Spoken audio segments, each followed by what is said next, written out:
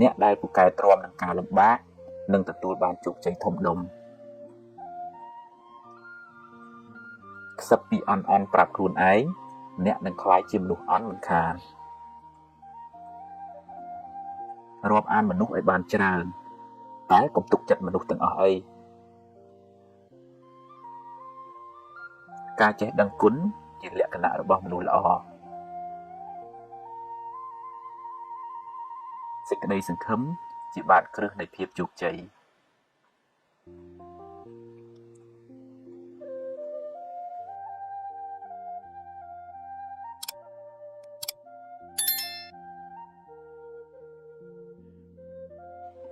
កុំគ្រាន់តែចង់អួតគេហើយនិយាយកុហកគេឡើយកុំទម្លាប់រាប់អានមនុស្សដោយសម្លឹងមើលបុណ្យស័ក្តិមុខមាត់ឡើយ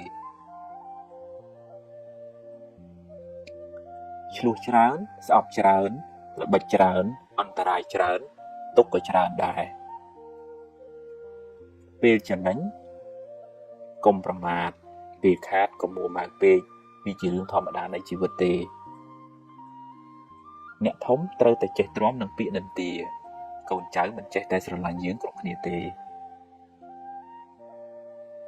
ធ្វើការងារកុំយកតែមតិខ្លួនឯងអីចេះស្ដាប់គេផងទើបរីកចម្រើននឹងធ្វើការជាមួយគ្នាបានយូរធ្វើការងារធំត្រូវចេះគ្រប់គ្រងកំហឹងសម្រាប់ចិត្តពេលខឹងច្រើនតែខុសកុំនិយាយច្រើនពេកកុំខ្លាចថាគេមិនដឹងមើលកលៈទេសៈសិនសំនិយាយហូបអាហារគីមីច្រើនអ្នកនឹងមានរោគច្រើនគិតរឿងស្មុគស្មាញច្រើនអ្នកនឹងកើតទុក្ខច្រើនបើយើងជួយគេអស់លទ្ធភាពហើយតែនៅតែជួយមិនបានអ្នកត្រូវចេះព្រមមិនដូច្នោះទេអ្នកនឹងមានទុក្ខមិនខាន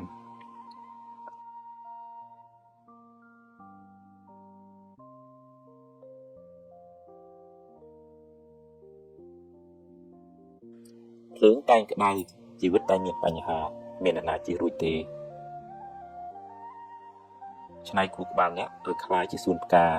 ទម្លាប់គិតរឿងល្អកុំពូកែតែពេកលំបាកតែខ្លួនឯងដើរបានមួយជំហានទៀតដួលក៏ត្រូវតែដើរដែរនិយាយតិចប្រសើរជាងនិយាយច្រើនតែអត់បានការក្រទ្រព្យនាំឲ្យលំបាកក្រគុណធម៌នាំឲ្យកើតទុក្ខកុំអាងចំណេះកុំអាងអំណាចកុំលើកខ្លួនពេកកុំមើលងាយមនុស្សមានទ្រព្យតែចិត្តមួម៉ៅក្តៅក្រហាយមិនប្រសើរឡើយអ្នកមិនអាចបង្ខំពងមាត់ឲ្យញាស់មុនពេលកំណត់បានទេរៀនរងចាំរៀនព្រមខ្លះទើបមិនសូវមានទុក្ខអ្វីមិនចេះតែបានតាមចិត្តទេ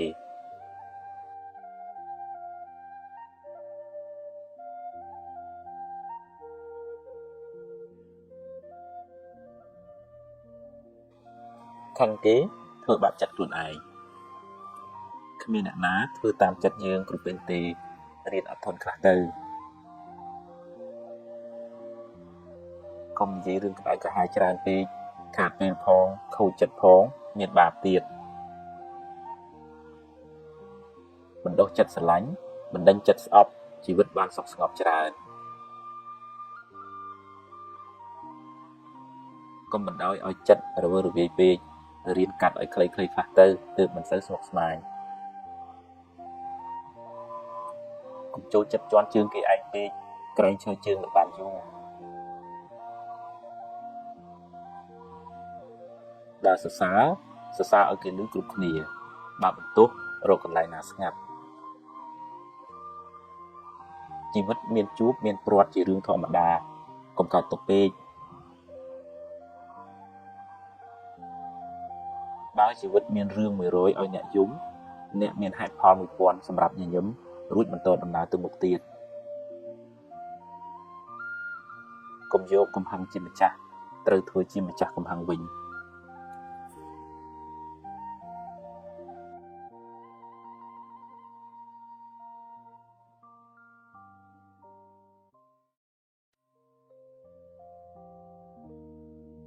និយាយច្រើនតែអត់ប្រយោជន៍យូរទៅអស់តម្លៃខ្លួនឯងមានទ្រព្យផងមានធម៌ផងទើបមានសុខពិតមិនដឹងស្លាប់ថ្ងៃណាទេខំខឹងយកទៅណា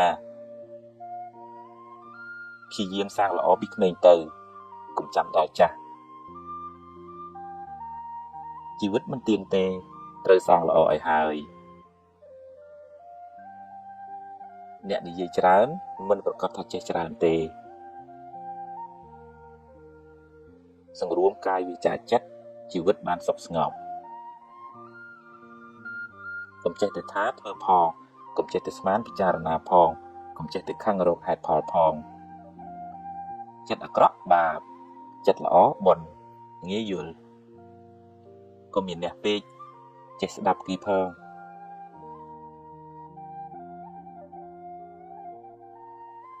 កំហឹងដឹកបំផ្លាញសេចក្តីសុខក្នុងចិត្តអ្នកដំបូងគេកុំស្ដាយក្រោយអីព្រោះបើស្ដាយទៅក៏កែមិនបានដដែលកើតទុកនឹងរឿងដែលមិនទាន់កើតឡើងពេកអីកុំយកពាក្យគេមកគិតឲ្យដេកកើតទុកឡើយរៀនសរសើរពេលឃើញគេធ្វើល្អ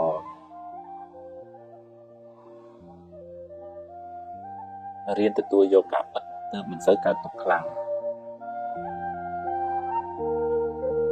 ទម្លាប់នឹកគិតរឿងណាដែលនាំឲ្យរីករាយចិត្តកុំនិយាយដើមគេអីគេដឹងគេស្អប់ហើយមានបាបទៀតប្រឹងសាងល្អឲ្យហើយកុំចាំថ្ងៃស្អែកខំតែកុំគុំអីរៀនភ្លេចខ្លះទៅបានសុខជាង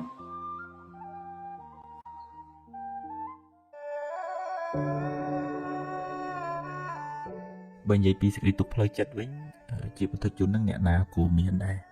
ប៉ុន្តែតិចច្រើនតាមកម្រិតនៃបញ្ញាស្មារតីយល់ដឹងអំពីដំណើរនៃជីវិតហ្នឹងបើបុគ្គលនឹងច្រើនដោយអកុសលមួម៉ៅខឹងជាប់ជំពាក់លោភលន់ច្រើនអាហ្នឹងក៏ទុកច្រើនដែរពីព្រោះអកុសលហ្នឹងវាជាថ្នាំពឹសវាជាមេរោគវាមករំខានផ្លូវចិត្តឲ្យយើងនឹងញាប់ញ័រឧទាហរណ៍ថាយើងចំណែនយើងចំណាញ់យើងស្អប់យើងគុំអាហ្នឹងដូចភ្លើងធូបហ្នឹងវាមកអុចចិត្តយើងឈិតឲ្យយើងក្តៅអ្នកខ្លះរហូតដល់ដេកមិនលក់បក់មិនលហើយហូបបាយមិនឆ្ងាញ់ខ្វល់ខ្វាយដល់អញ្ចឹងវាអត់បានសុខទេការជាប់ជំពាក់ប្រាថ្នាហួសពីសមត្ថភាពហ្នឹងក៏នាំឲ្យការទុកដែរឧបមាថា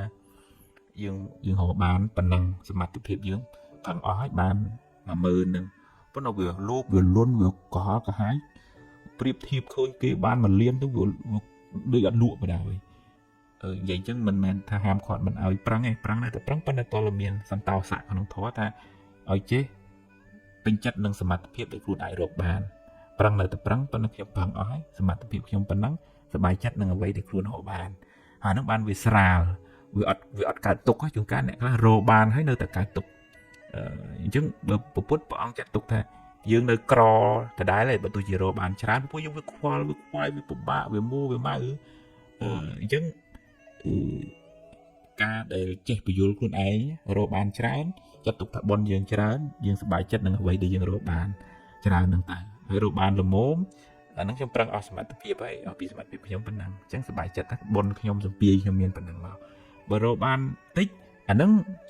នៅតែប្រឹងនៅតែតស៊ូអញ្ចឹងដើម្បីជីវភាពប៉ុន្តែត្រូវកំណត់ដឹងថាមនុស្សវាមានវាសនាផ្សេងគ្នា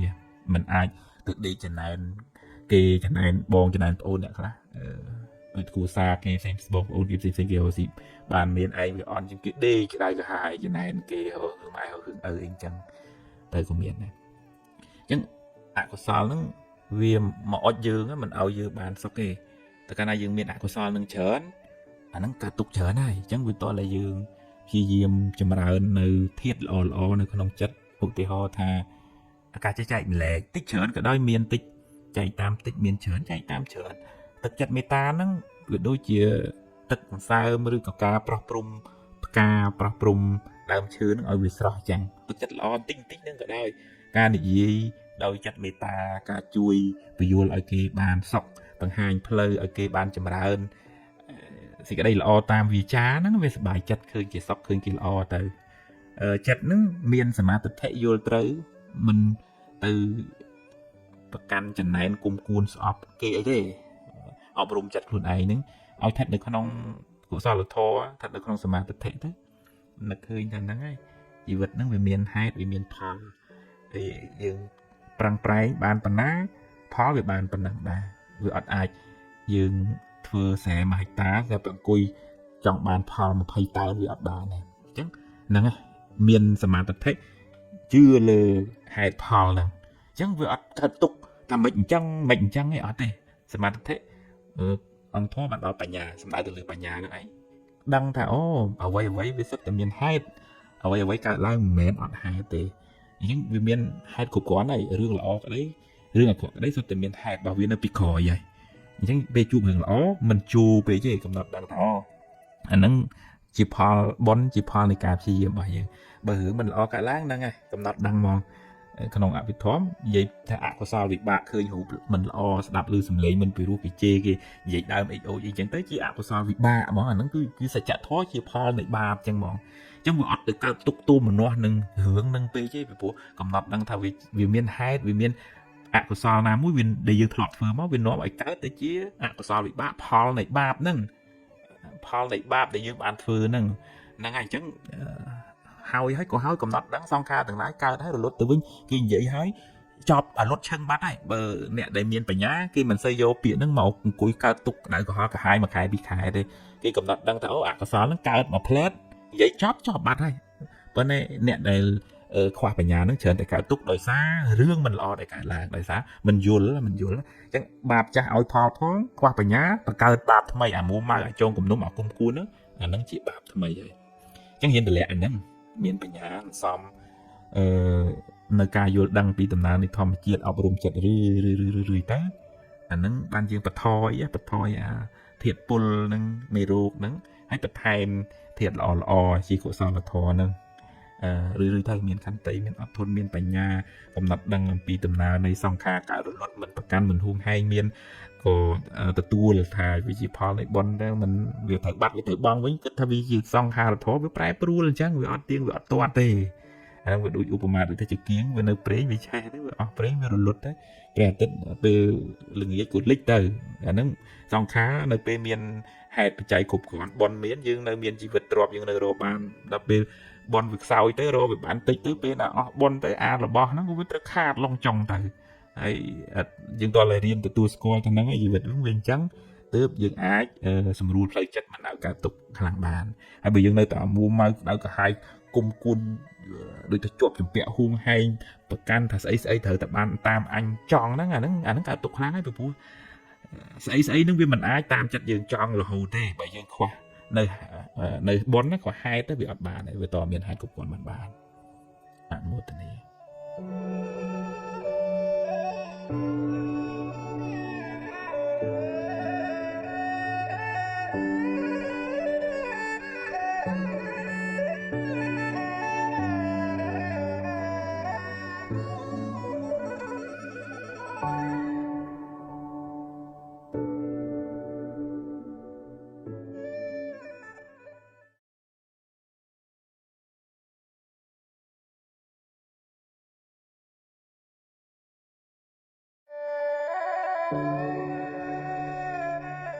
សតិលោកចាត់ទុកដូចជាអង្គរៈដែលនៅជួយការពារចិត្តមិនឲ្យធ្លាក់ទៅក្នុងផ្លូវគ្រោះថ្នាក់ហើយចាំអ្នកដែលខ្សោយសតិស្មារតីហ្នឹងច្រើនតែភ្លេចភ្លាំងឆេវឆាវមួម៉ៅឆាប់ stress ឆាប់ទទួលយកពាក្យសម្ដីរឿងរ៉ាវអីយកមកទុកក្នុងចិត្តហើយមិនងាយប្រឡែងរឿងនឹងចេញពីចិត្តវិញទេចឹងបាននៅក្នុងធម៌សតិនិងសម្បជញ្ញៈបាននិយាយដោយស្រួលស្ដាប់សតិនិងបញ្ញាដៃគូជាអង្គរៈឆ្វេងស្ដាំសម្រាប់រក្សាចិត្តមិនឲ្យកើតទុក្ខមិនឲ្យរងគ្រោះដោយសារអកុសលព្រោះអកុសលហ្នឹងវាចាំតែមកធ្វើបាបចិត្តដុតចិត្តនឹងក្តៅដូចថា ចំណែនខឹងគុំស្អប់រវើរវាយក្តៅខលកាហាយភ័យព្រួយបារម្ភអីទាំងអស់ហ្នឹងវាជាអកុសលហើយវាមកចាំតែដុតចិត្តហ្នឹងឲ្យក្តៅឯងបាទណាស្មារតីហ្នឹងជួយថានោះមកអកុសលចំណែនមកដឹងថានឹងជាសត្រូវស្មារតីនឹងដឹងខាងមកដឹងកំណត់ដឹងថាអូចិត្តអញខាងចិត្តអញស្ដាយហើយអញ្ចឹងកំណត់ដឹងអញ្ចឹងហើយសម្បជញ្ញៈបានដល់បញ្ញាហ្នឹងមកជួយពយល់ធ្វើម៉េចឲ្យចិត្តហ្នឹងបានឆ្ងាយចាកអំពីអកុសលទាំងអស់ហ្នឹងដូចនិយាយភាសាសាមញ្ញដូចថាបដិញ្ញចេញឬក៏ចិត្តរបស់យើងហ្នឹងវាមានសោលបងផងសោទ្វារផ្ទះនេះផងសោលបងឧបមាដូចជាសតិអញ្ចឹងចាហើយសោទ្វារផ្ទះថាដូចជាបញ្ញាអត់ឲ្យវាចូលក្នុងចិត្តយើងតឧបមាថាយើងឃើញគេល្អឃើញគេបានចម្រើនតែយើងអត់មានសតិបញ្ញានៅខ្លួនអាចចំណែនវាចូលមកចាប់ដើមនិយាយទៀបបថោបង្អន់បថយជាអញ្ចឹងទៅវាខ្មេះទេវាមិនកើតទេប៉ុន្តែដល់ពេលយើងមានសតិយើងកំណត់ដឹងថាអូចិត្តចំណែនកើតឡើងចាប់វាជាប់ចាប់អាចចំណែននឹងជាប់មិនឲ្យវាចូលផ្ទះហើយមានបញ្ញាមកពយល់ទៅទេកុំចំណែនគេអានឹងប៉ុនគេខំប្រឹងគេធ្វើល្អពីជាតិណាគេចាំម៉ែចាំឪគេធ្វើទៀនអីចឹងគេបានចម្រុងចម្រើនយើងគួរតែអនុមោទនាបុណ្យគេវិញអានឹងបញ្ញានឹងពយល់ឲ្យយើងបានសុខពយល់ឲ្យយើងកើតបុណ្យអញ្ចឹងសតិបញ្ញានឹងវាជួយទប់ស្កាត់អកុសលទាំងអស់ហ្នឹងមិនឲ្យវាលុកផ្លូវចិត្តរបស់យើងឧបមាថាខឹងអ្នកណាក៏មានកំហឹងដែរជាបតិជនប៉ុន្តែសតិហ្នឹងវាទៅចាប់អូខឹងកើតឡើងអូគុំគេកើតឡើងយើងកំណត់ដឹងស្គាល់ថាមុខគុំមុខខឹងហ្នឹងជាសត្រូវជាភ្លើងឯងមិនមែនជាមិត្តរបស់យើងឯងចាប់ពុកវាជួនកាលវាកជ្រួលវាទុកអត់ជាប់ប៉ុន្តែឲ្យមានបញ្ញាមកពយល់តាមឥឡូវបើខឹងទៅវាក្តៅវាក៏កាហាយហើយវាធ្វើឲ្យរឿងហ្នឹងកាន់តែធំទៅហើយណាយមនុស្សហ្នឹងតែចឹងតាំងពីដើមមកហើយណាយរឿងហ្នឹងវាអញ្ចឹងទៅហើយបើក្តៅកាហាយទៅរឿងហ្នឹងវាកាន់តែធំឡើងទៅវាអត់បានអីជាប្រយោជន៍សម្រាប់ដោះស្រាយហើយអញ្ចឹងតោះដោះស្រាយស្ដីបដៅថានៅតែស្ដីបដៅថាប៉ុន្តែហើយនៅឃើញថាម៉េចធ្វើម៉េចបែរជាយើងមានផលកម្មអីមិនល្អបានជាជួបរឿងអញ្ចឹងឥឡូវយើងយកវាជាបទពិសោធន៍ទៅហើយដូចថាទៅមុខទៀតទៅមិនតេនតាយមិនដេកកុហលកាហាយយករឿងនឹងមកច្រាមចិត្តខ្លួនឯងឯហ្នឹងតួសតិតួបញ្ញាហ្នឹងជាអង្គរៈការពារចិត្តហើយវាផ្សំផ្គុំជាមួយនឹងឧទាហរណ៍មេត្តាមានចិត្តត្រជាក់មិនសូវជាគុំគួនគេមិនសូវជាយករឿងក្តៅក្រហាយមកទុកក្នុងចិត្តទេសូមឲ្យខ្ញុំបានសុខរួចផុតពីទុក្ខស្មារតីនឹងឲ្យវានៅខ្លួននឹងវាច្រើនជាងដើរទៅនៅរឿងផ្ទះគេរឿងគេយើងដឹងរឿងប៉ុន្តែមិនប្រឡែងចិត្តនឹងឲ្យទៅនៅផ្ទះគេទៅនៅដឹងរឿងគេគ្រប់តាគ្នាអញ្ចឹងទៅវាខ្លាចជាចិត្តនឹង homeless អនាថាទៅពីហើយហ្នឹងយើងកើតទុកហើយអញ្ចឹងទៅទម្លាប់ហៅចិត្តឲ្យនៅខ្លួនឲ្យមិននៅនឹងដេកដើរឈរអង្គុយឲ្យមិននៅនឹងញ៉ាំចប់បុកទៅពីស្លៀកពាក់អីហ្នឹងឲ្យព្រលឹងវានៅខ្លួនណាអរិយាបថទាំង4ហ្នឹងហើយរៀនចម្រើនចិត្តល្អទៅមានសទ្ធាយល់ត្រូវស្ដាប់ធម៌ចម្រើនការយល់ដឹងជាសមាធិខ្សែគប់មិត្តល្អមិត្តត្រូវទៅហើយមានឱកាសពេលវេលាចម្រើនសមាធិចិត្តនឹងថឹងណាពីព្រោះបើយើងគ្រាន់តែយល់ពេលខ្លះអត់អាចទប់ទល់នឹងអកុសលនឹងបានដឹងថាខឹងមិនល្អប៉ុន្តែទប់វាមិនបានដឹងតែចំណែនគេហ្នឹងវាខុសប៉ុន្តែទប់ចិត្តវាមិនបានអញ្ចឹងវាតលមានឱកាសវឹកហាត់បង្កើនទ័ពការពីខ្លួនគឺការចម្រើនសមាធិការស្ដាប់ធម៌ការត្រេះរិះពិចារណារឿយសមាធិនឹងជួយធ្វើឲ្យនេះថាមូលដ្ឋានទ័ពរបស់យើងរឹងប៉ឹងពេលមានរឿងមកក៏យើងមិនរំភើបញាប់ញ័ររំជើបរំជួលខ្លាំងដែរដោយកម្លាំងសតិបញ្ញាកម្លាំងចិត្តនឹងថឹងដែលមាននៅក្នុងខ្លួនយើងហ្នឹងអាហ្នឹងទើបយើងមិនរវើរវាយមិនសូវរំជើបរំជួលញាប់ញ័រដោយសាររឿងដែលកើតឡើងក្នុងโลกហ្នឹងកំណត់ដឹងថាក្នុងโลกហ្នឹងគឺវាតែអញ្ចឹងវាអត់ដែល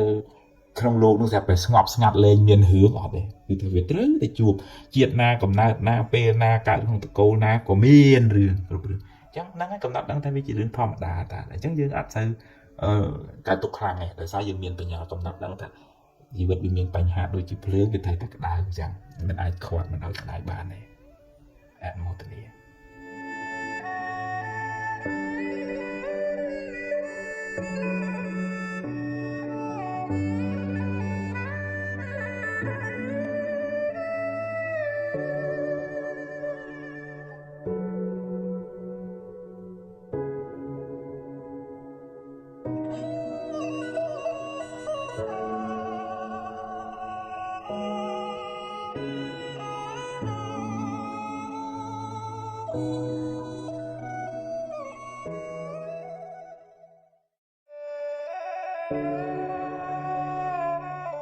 មានអ្នកខ្លះទៅដូចមានអារម្មណ៍ថារៀងត្រៀមត្រំសោះក៏ក្រោះអត់សុបាយក្នុងចិត្តហ្នឹងវាអត់មានអីធ្វើឲ្យមានកម្លាំងនឹងកោកឈរធ្វើនេះធ្វើនោះហើយរមូលហេតុអត់ឃើញទេដូចជាអស់ធម៌ពលទាំងផ្លូវកាយទាំងផ្លូវចិត្តដែរអានឹងវាអាចតកតងនឹងយើងទទួលសម្ពាធការងារច្រើនពេកទៅហត់នឿយពេកហើយអត់មានពេលសម្រាកខ្លះតែខ្ញុំវាធ្ងន់ដូចដើមឈើដែលបាត់ស្រួយទឹកយូរវាត្រៀមតែវាមិនងាយស្រស់ឡើងវិញទេឬក៏ក្នុងគ្រួសារនឹងមានវិបត្តិហើយដដែលទៅធ្វើឲ្យចិត្តយើងដូចជ្រុញហ្នឹងក្បិតហ្នឹងកាប់ច្រាមរហូតទៅវាស្នាមរហូតទៅត្រៀមឬក៏នឹងសំចិត្តអន់ចិត្តតូចចិត្តខាងទាស់ចិត្តច្រើនយូរទៅវាមកជំរុកចិត្តហ្នឹងសិតតាភាពសៅមងភាពក្រៀមក្រំភាពតូចចិត្តគិតថាគេមិនយកចិត្តទុកដាក់គិតថាគេមិនស្រឡាញ់គ្មានអ្នកយល់ចិត្តអីចឹងអាចិត្តហ្នឹងវាសំភ្លើងសំភាពកុហកកាហាយក្នុងចិត្តយូរវាអូតូម៉ាទិកគឺវាក្រៀមចឹងតើយើងអាចដូររបៀបគិតមកឧទាហរណ៍ថាធម្មតាជីវិតទៅជួបបញ្ហាដោះស្រាយហើយដោះហើយទៅកុំស្ពាយសំពីសំពងកុំនៅដេកខ្វល់ដេកខ្វាយអារឿងដែលហួសហើយអញ្ចឹងណាក្តៅខលខែក្នុងតលខែកប់បច្ចៈក្តៅកាហាយចំពោះរឿងដែលកន្លងផុតទៅហ្នឹងហើយតើដូចថាមានពេលសម្រាប់ខ្លះដើម្បីរក្សាកម្លាំងផ្លូវកាយនេះក្នុងការធ្វើកិច្ចការងារឲ្យបានវែងឆ្ងាយមិនមែនបានន័យថាមិនធ្វើឲ្យដើរលេងទេមែនទេម៉ាស៊ីនវាក៏តែមានពេលលុតដើម្បីកុំឲ្យវាក្តៅពេកដែរខួរក្បាលរាងកាយហ្នឹងក៏អញ្ចឹងនៅក្នុងធម៌លោកឲ្យប្រើអេរិយាបថឲ្យស្មើគ្នាដេកដើរឈរអង្គុយហ្នឹងហើយបរិយាកាសជុំវិញខ្លួនក៏វាមានឥទ្ធិពលលើផ្លូវចិត្តយើងដែរឧទាហរណ៍ថាកន្លែងក្លប់រស់នៅបើវាស្មុកវាស្មាញវាផ្សែងវាពុលវាហុយអានឹងក៏ធ្វើឲ្យមួម៉ៅស្មុកស្មាញដែរអញ្ចឹងតើកន្លែងស្រឡះបើកអួចបើកទ្វារដើម្បីយកខ្យល់អាកាសហើយដើរហើរហាត់ប្រាណអីចឹងទៅដូរបរិយាកាសរស់នៅហ្នឹងគឺអាចធ្វើឲ្យរាងកាយរបស់យើងនឹងរឹងប៉ាំហើយបន្ទាប់ដែលយើងសួរខ្លួនឯងថាថ្ងៃហ្នឹងយើងបានធ្វើអីដែលធ្វើយើងសប្បាយចិត្តវាជាផលប្រយោជន៍មិនមែនថាតែមាសតែប្រាក់យើងគិតថាថ្ងៃហ្នឹងយើងបានធ្វើអីជាកិច្ចការងារដែលសំខាន់សម្រាប់ខ្លួនយើងឬក៏សម្រាប់អ្នកនៅជុំវិញខ្លួនយើងឬក៏ជួយកិច្ចការងាររបស់ពុកម្ដាយរបស់សហគមន៍ភាពរីករាយក្នុងអំពើល្អតិចដូចទឹកប្រោះព្រំផ្កាអញ្ចឹងឲ្យវាស្រស់អំពើល្អការរីករាយក្នុងសកម្មភាពតិចហ្នឹងដូចជាទឹកដែលមកប្រោះចិត្តហ្នឹងឲ្យវាស្រស់អញ្ចឹងហើយវាតើមានពេល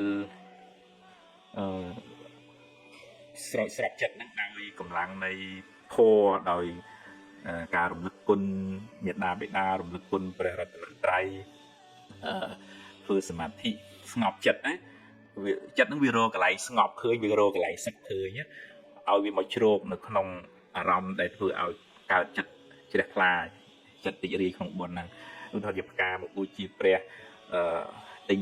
ខោអាវឲ្យក្មេងៗសិភៅបិចឲ្យក្មេងៗរៀនសូត្រទៅជួយចាស់ឬក៏មានកិច្ចការទុរៈអីជួយមិត្តភ័ក្តិអាហ្នឹងអាទិញចឹងវាដូរពីអាក្រៀមក្រំត្រឡប់មកទៅជាភាពស្រស់ស្រាយវិញហើយរៀនចម្រើនការយល់ដឹងក្នុងផលមានបញ្ញាឃើញសភាពនៃចិត្តហ្នឹងវាប្រែប្រួលហើយមិនប្រកាន់ចង់ឲ្យតែចេះទៅហើយមួម៉ៅមិនបានមិនអញ្ចឹងឯអត់ទេអូចិត្តហ្នឹងវាឡើងវាចុះអញ្ចឹងហ្នឹងឯងលើមើលឃើញដំណើរចិត្តឡើងចុះអញ្ចឹងបើវាស្ថិតនៅក្នុងអារម្មណ៍នាំឲ្យក្តៅហល់កាហាយខឹងចំណែនស្អប់រឿងហ្នឹងអ្នកហ្នឹងទេយើងរៀនដូរមកគិតថាទេគេមានកន្លែងរៀនអខ្លះដែរឬក៏ដូរពីជជែកពីបុគ្គលហ្នឹងមកជជែកពីបុគ្គលដែលនាំឲ្យចិត្តយើងស្រស់វិញទៅដូរប្រធានបទបើនៅក្នុងគាត់ដូចយើងដូរអារម្មណ៍អញ្ចឹងយើងសំឡើងវិញ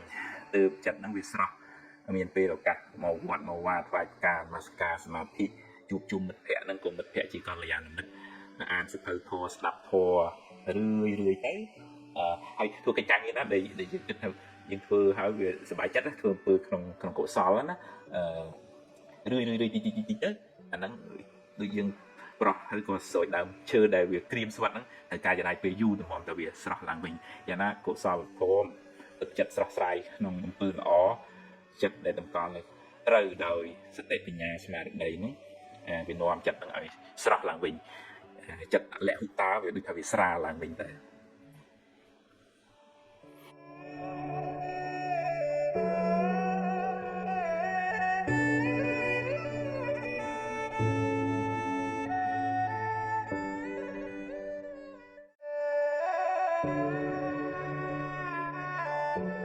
ខ្ញុំខំធ្វើល្អហេតុអ្វីខ្ញុំនៅតែមានទុកច្រើនអ្នកខ្លះមានសមានចិត្តល្អ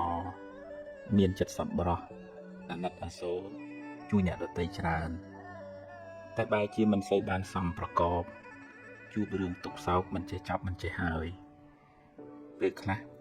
ជួយគេហើយបែរជាគេរមិលគុណនិយាយអាក្រក់រហូតដល់ធ្វើទុកបុកម្នេញមកវិញក៏សឹងមានអំពើល្អដែលអ្នកបានសាងហើយនៅតែជាអំពើល្អដដែលមិនប្រែទៅជាអាក្រក់ទេគ្រាន់តែវាមិនទាន់មានពេលឲ្យផលប៉ុណ្ណោះចំណែករឿងមិនល្អរឿងអកុសលដែលអ្នកបានជួបវាជាផលនៃកម្មចាស់ដល់ពេលត្រូវឲ្យផលគួរស្វែងយល់ផងដែរថាបុណ្យកុសលមានច្រើនលំដាប់ហើយបុណ្យទាំងនោះជួយអ្នកឲ្យបានស្រាលពីទុក្ខតាមលំដាប់ដែរកុសលថ្នាក់ទានលះចិត្តកំណាញ់លះចិត្តជាប់ជំពាក់កុសលថ្នាក់ទាននោះជួយអ្នកឲ្យមានគេស្រឡាញ់រាប់អានច្រើនមានកិត្តិយសគេឈ្មោះល្អនិងជាឧបនិស្ស័យនៃការរកទទួលទានមានបានតែកុសលថ្នាក់ទាននោះមិនអាចជួយអ្នកឲ្យរួចផុតពីសេចក្តីទុក្ខផ្លូវចិត្តបានទេកុសលមួយទៀតដែលជួយអ្នកឲ្យរួចពីពាវេរាទៅថ្ងៃមុខគឺការរក្សាសីលបានដល់ការមិនបៀតបៀន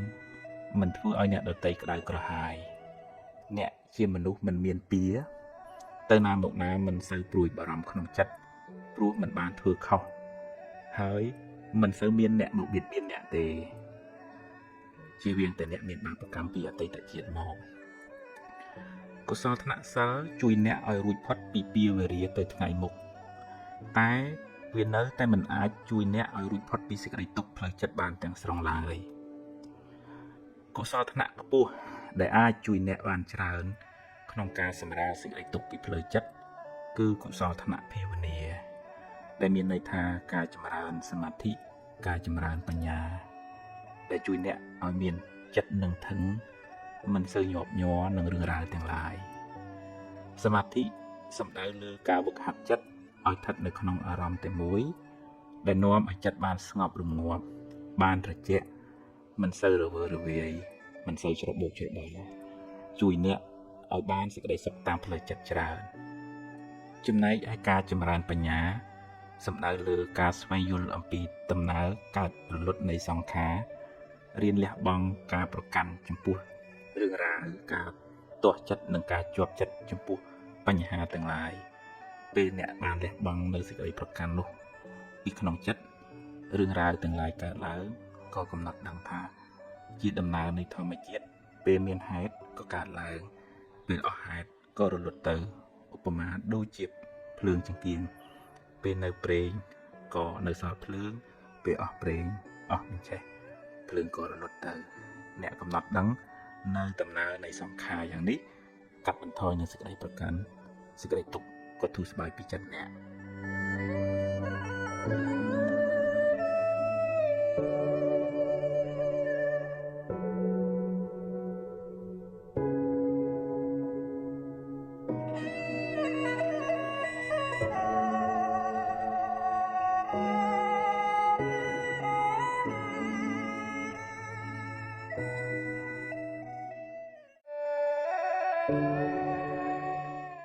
បើនិយាយពីទូនាទីរបស់ចិត្តគឺវាគិត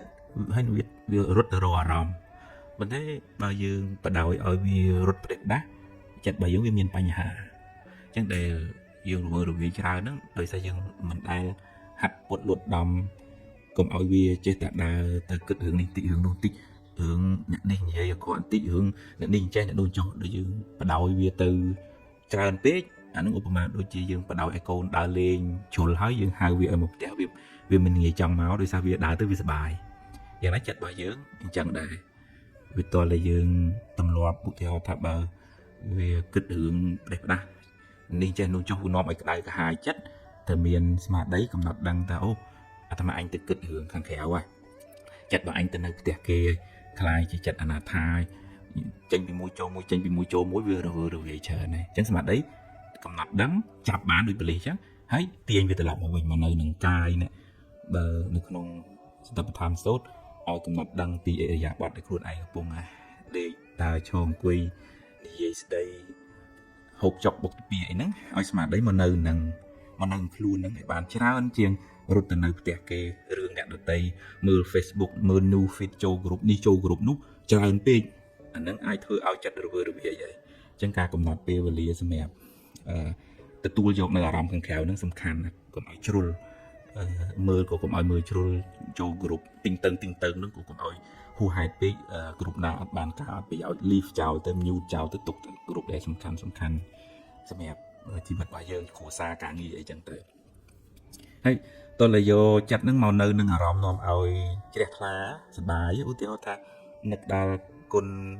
ពុកម៉ែនឹកដល់គុណប្រតនត្រ័យនឹកដល់លំពើល្អដែលខ្លួនបានធ្វើហើយនឹកដល់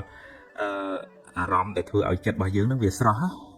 វាអត់ស្អីក្តៅក្រហល់ក្រហាយនឹកដល់ធម៌ទៅអាចអានសៀវភៅធម៌អប់រំចិត្តស្ដាប់ការអប់រំទូមានស្ដាប់ការបង្ហាត់បង្រៀនបង្កើនចំណេះដឹងបើខ្សែគប់ជាមួយនឹងអ្នកដែលមានសន្តានចិត្តល្អ accept friend អីក៏ប្រយ័ត្នប្រយែងកុំសូវចេះកុំសូវចូលចិត្តមើលរឿងក្តៅក្រហល់ក្រហាយគេជេរបចោគ្នាអីមិនចេះចុះអីអូចហួសហេតុពេកនិយាយអញ្ចឹងមិនបានន័យថាហាមមិនឲ្យមើលទេប៉ុន្តែប្រយ័ត្នប្រយែងទៅព្រោះអារម្មណ៍នឹងឯងវាមកតាក់ចិត្តរបស់យើងឲ្យរត់ទៅហើយបើយើងបដោយចិត្តច្រើនទៅការទុកហើយធានាអញ្ចឹងហ្មងអញ្ចឹងបានតលហ៊ានទាញចិត្តមកវិញអារម្មណ៍នឹងដូចអាហារអញ្ចឹងបើយើងហូបផ្ដេសផ្ដាស់ទៅកាយរបស់យើងឈឺហើយអាហារមានជាតិគីមីហូបច្រើនពេកហើយហូបឲ្យអត់ធ្វើចលនាអីអញ្ចឹងទៅឈឺយ៉ាងណាចិត្តរបស់យើងនឹងតែហូបតែគិតរឿងផ្ដេសផ្ដាស់តិចឈឺចិត្តហើយអញ្ចឹងវាតលឲ្យយើងរៀនរើសយកអារម្មណ៍ដែលធ្វើឲ្យចិត្តរបស់យើងសុបាយរីករាយជ្រះថ្លាឧទាហរណ៍ផ្សេងគប់ជាមួយនឹងកល្យាណមិត្តឧទាហរណ៍ថាស្ដាប់ធម៌ពិចារណាធម៌នឹកដល់សេចក្តីល្អគុណធម៌របស់យើងក្តីត្រេកអរនឹងសេចក្តីល្អរបស់អ្នកដទៃឃើញគេមានឃើញគេបានឃើញគេល្អអញ្ចឹងក៏ជ្រះថ្លាទៅហើយពិចារណានៅក្នុងសង្ខារ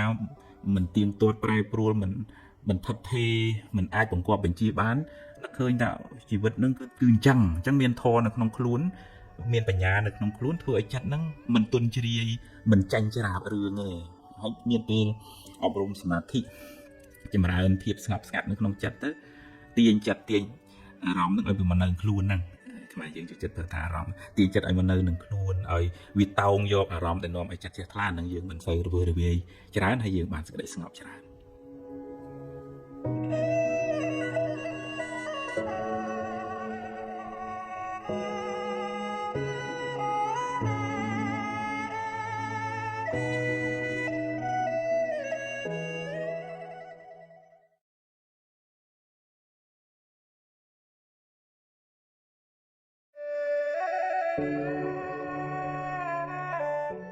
មានញាតិញោមមួយចំនួនទៅដែលគាត់ជួបរឿងអកុសលមិនសមប្រកបក្នុងជីវិតហ្នឹងគាត់ត្អូញត្អែវាដូចថាមិនល្អដូចគេមិនគោកំសត់ម៉ែជីវិតខ្ញុំអភ័ព្វអីចឹងទៅដូចទៅតាំងពីគ្រួសារពុកម្ដាយប្តីប្រពន្ធមុខរបរអីចឹងវាដូចផ្ទួនគ្នាអាហ្នឹងយើងទៀមទីឲ្យដូចគេមិនបានទេពីព្រោះសម្ពាយកម្មសម្ពាយបុណ្យរបស់យើងហ្នឹងផ្សេងគ្នាបើនៅក្នុងធម៌លោកសំដែងថាបើអ្នកណាបានធ្វើបុណ្យពីក្មេងដល់កើតមកជាតិនឹងស្រួលពីក្មេងមកបើមិនបានធ្វើបុណ្យពីក្មេងទេកើតមកពិបាកបិណ្ឌលោកដើមលោកចំហាត់នឿយអញ្ចឹងទៅណាអាហ្នឹងមិនបានធ្វើបុណ្យពីក្មេងបើអ្នកខ្លះបានមកធ្វើបុណ្យពីវ័យកណ្ដាលអញ្ចឹងពេលវ័យមានគ្រួសារដូចពុនរស់ស៊ីទៅគាត់ធូរទៅអាហ្នឹងបានធ្វើបុណ្យពីវ័យកណ្ដាលបើអ្នកខ្លះបឋមវ័យក៏មិនបានធ្វើវ័យកណ្ដាលក៏មិនបានធ្វើទៅបានធ្វើពេលចាស់អញ្ចឹងតើរ ត់នឿយអស់ចិត្តហើយបានមានកូនមានចៅហ្នឹងចាំវិញទៅជូនលុយជូនកាក់ខ្លួនឯងឈឺបាត់ហើយអានឹងធ្វើបនយឺតដល់ពេលបានផលមកវិញក៏យឺតដែរអញ្ចឹងជីវិតយើងម្នាក់ៗហ្នឹងវារងអតិពលពីកម្មចាស់ផងហើយកម្មថ្មីនេះផងការផឹងប្រែងការព្យាយាមការសេតគប់ត្រូវពេលបច្ចុប្បន្នអានឹងក៏ជួយឲ្យជីវិតយើងអាចផ្លាស់ប្ដូរជោគវាសនាដែរបើយើងអង្គុយតែស្ដីបន្ទោសយើងអង្គុយតែតូចចិត្តអន់ចិត្តនឹងរឿងដែលកើតឡើងក្នុងជីវិតហ្នឹងកម្មថ្មីវាអត់ល្អអាមួម៉ៅតូចចិត្តហ្នឹងអាហ្នឹងកម្មថ្មីហើយវាអត់បានជួយឲ្យរឿងហ្នឹងល្អប្រសើរវាធ្វើឲ្យរឿងហ្នឹងកាន់តែខ្មៅងងឹតទៅអញ្ចឹងបាននៅក្នុងធម៌លោកនិយាយពីបុគ្គលខ្លះមកងងឹតទៅវិញភ្លឺ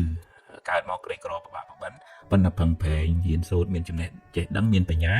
អាចធ្វើឲ្យជីវិតនឹងប្រសើរទៅប្រសើរដោយទ្រព្យផងប្រសើរដោយយូរផងប្រសើរដោយធម៌ផងមានមេត្តាករុណាមានគុណធម៌ក្នុងខ្លួនជីវិតនឹងជួបរឿងអីក៏វាមិនកើតទុក្ខខ្លាំងដែរប៉ុន្តែអ្នកខ្លះមកងងឹតទៅវិញងងឹតមកគ្រាប់ពិបាកបិណ្ឌហើយគិតទៅពីតុកសិចគិតទៅពីពិបាកគិតទៅពីប្រៀបធៀបមួម៉ៅអន់ចិត្តទូចិត្តអាហ្នឹងវាងងឹតទាំងមកងងឹតទាំងទៅហើយអញ្ចឹងយើងមិនអាចអង្គុយជេរស្ដីមិនបានអញ្ចឹងមិនបានអញ្ចឹងបានទេហើយយើងមានតែជួបហើយយើងដោះស្រាយយើងធ្វើដំណើរទៅមុខទៀតហើយរឿងណាហួសហើយក៏ទុកចោលទៅកុំសូវមកលើកមកចេះចូលវាក្តៅក៏ហល់កាហាយហើយយើងលើកជាមេរៀនជាអីបានប៉ុន្តែកុំឲ្យស្ពាយនៅទៅរស់នៅក្នុងអតីតកាលវាអត់បានអីត្រឡប់មកវិញទេអញ្ចឹងតើយើងហ៊ានទទួលស្គាល់ការពិតជីវិតយើងមិនអាចដូចជីវិតគេទេសម្ពីបុណ្យយើងមិនដូចសម្ពីបុណ្យគេទេយើងជួបរឿងយើងគេជួបរឿងគេជីវិតនៅលើផែនដីនេះសម្ពីផ្សេងគ្នាជួបរឿងផ្សេងគ្នាគេមានទុកដោយគេយើងមានទុកដោយយើងជួបយើងប្រឈមមុខយើងដោះស្រាយគេជួយបានតិចតួចមិនមែនថាពឹងមិនបានសោះទេប៉ុន្តែយើងត្រូវតែរឹងប៉ឹងប្រឈមមុខនឹងរឿងដែលយើងត្រូវដោះស្រាយហើយទៅមុខទៀតហ៊ានទទួលស្គាល់ការពិតហ៊ានកំណត់ដឹងថាជីវិតនោះវាអញ្ចឹង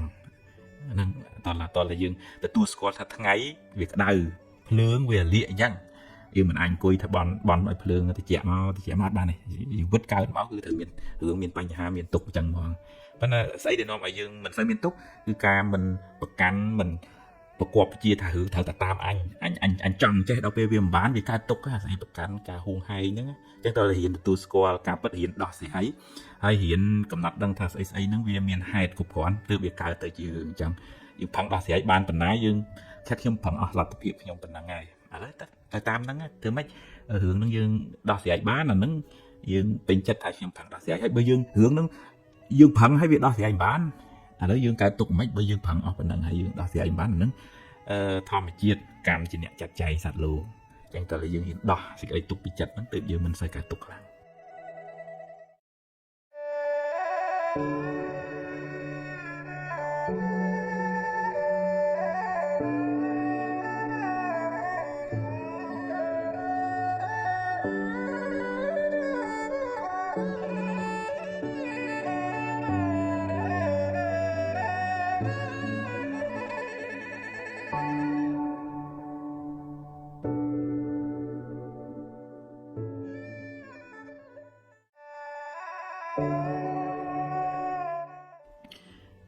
ដោយសារជីវិតរបស់យើងវាមិនទៀងអញ្ចឹងពេលខ្លះយើងត្រូវ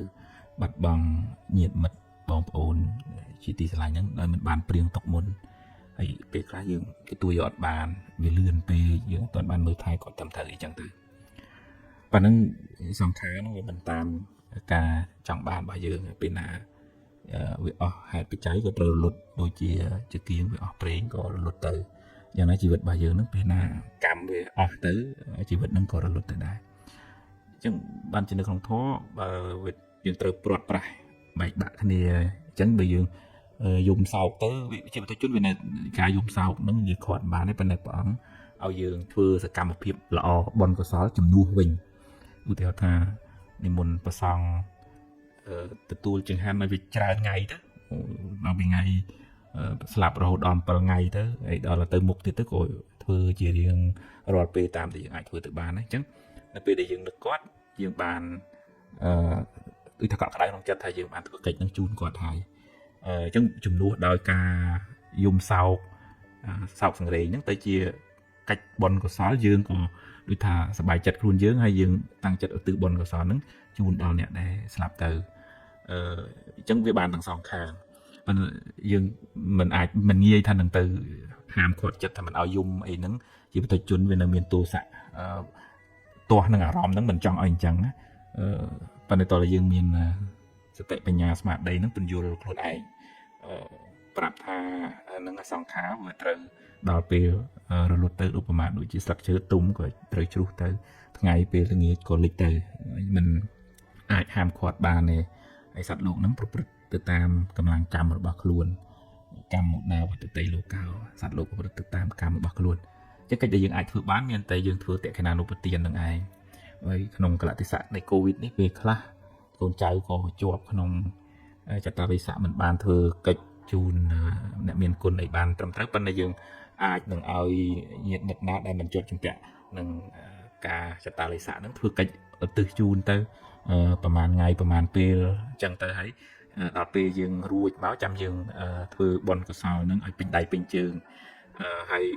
យើងក៏មិនអាចអង្គុយបន្ទោសខ្លួនឯងថាបើអញ្ចេះទៅមានអីបើអញ្ចោះទៅមានអីអាហ្នឹងយើងបន្ទោសទៅវាអត់បានអីទេពីព្រោះសង្ខារហ្នឹងណាសង្ខារហ្នឹងវាអត់អាចស្ថិតនៅក្រោមការបង្គាប់បញ្ជារបស់យើងទេដែលលោកហៅថាជាអនត្តាហ្នឹងអញ្ចឹងយើងរក្សាសុខភាពខ្លួនឯងរក្សាចិត្តខ្លួនឯងហើយយើងព្យាយាមធ្វើអំពើល្អដើម្បីបានជាប្រយោជន៍ដល់គាត់អាហ្នឹងតាមក្នុងពុទ្ធសាសនាហ្នឹងគឺត្រូវធ្វើតេខេណានុបទានហ្នឹងរឿយៗមិនចាំបាច់ថាតល7ថ្ងៃមិន100ថ្ងៃអីទេអាហ្នឹងយើងធ្វើតាមពេលវេលាហ្នឹងក៏ធ្វើទៅប៉ុន្តែកលៈទេសៈណាដែលយើងនឹករលឹកដល់គាត់យើងធ្វើឧទ្ទិសជូនគាត់ទៅមួយយើងអស់ចិត្តខ្លួនយើងពេលយើងនឹកគាត់យើងគិតថាយើងបានធ្វើអីជូនគាត់ហើយពីរបើក្នុងធម៌កម្លាំងនៃតេខេណានុបទានកម្លាំងនៃការឧទ្ទិសហ្នឹងបើគាត់ដឹងគាត់មកទទួលត្រេកអរកម្លាំងបុណ្យហ្នឹងអាចរួចផុតពីទុក្ខទោសអាហ្នឹងជាសមត្ថភាពផ្ទាល់ខ្លួនរបស់គាត់បើគាត់ធ្លាប់ចេះត្រេកអរនឹងបុណ្យកុសលឃើញគេធ្វើល្អសប្បាយចិត្តជាមួយអញ្ចឹងទៅអញ្ចឹងឃើញដូចថាដឹងថាញាតិមិត្តកូនចៅធ្វើឧទ្ទិសជូនទៅគាត់ត្រេកអរនឹងបុណ្យហ្នឹងក៏ទទួលអនុមោទនាបានសេចក្តីសុខដោយសារកម្លាំងបុណ្យនៃអនុមោទនាហ្នឹងហើយអញ្ចឹងជាសរុបទៅគឺសង្ខារហ្នឹងវាមិនទៀងវាអាចផ្លាស់ប្ដូរប្រែប្រួលទៅក្នុងពេលណាមួយយើងមិនអាចកំណត់បានអញ្ចឹងជាសារមួយដាស់តឿនស្មារតីរបស់យើងកុំឲ្យមានសេចក្តីប្រមាទពឹងធ្វើល្អអ្វីដែលយើងអាចធ្វើល្អឲ្យហើយបើឧទាហរណ៍ថាត្រូវបែកបាក់ព្រាត់ប្រាសញាតិទីស្រឡាញ់អាហ្នឹងក៏ហ៊ានបញ្យល់ខ្លួនឯងថាការយកសោកហ្នឹងមិនបានជាប្រយោជន៍សម្រាប់ខ្លួនយើងផងមិនបានជាប្រយោជន៍សម្រាប់អ្នកដែលស្លាប់ទៅផងហ្នឹងនៅក្នុងធម៌ហ្នឹងសម្ដែងពុទ្ធព្រះអង្គសម្ដែងអញ្ចឹងមកអញ្ចឹងយើងហ៊ានកាត់បន្ថយមកយើងជាបុគ្គលជនមិនអាចលះបង់ឲ្យបានទាំងស្រុងគាត់ថាបញ្យល់ថាហ្នឹងឥឡូវជាគៀងអស់ប្រេងវាត្រូវលុតហើយអញ្ចឹងយើងមានតែធ្វើបុណ្យកុសលជាតេខេណានុបទានជាមួយនឹងអ្នកមានសិលមិនថាតែប្រសងជាអ្នកណាដែលជាអ្នកមានគុណធម៌ល្អធ្វើទៅឧទ្ទិសជូនគាត់ទៅហ្នឹងហើយយើងក៏រួចផុតពីដូចថាការស្ដីបន្ទោសខ្លួនឯងហ្នឹងហើយកម្លាំងបុណ្យហ្នឹងក៏បានជួយដល់គាត់ដែរ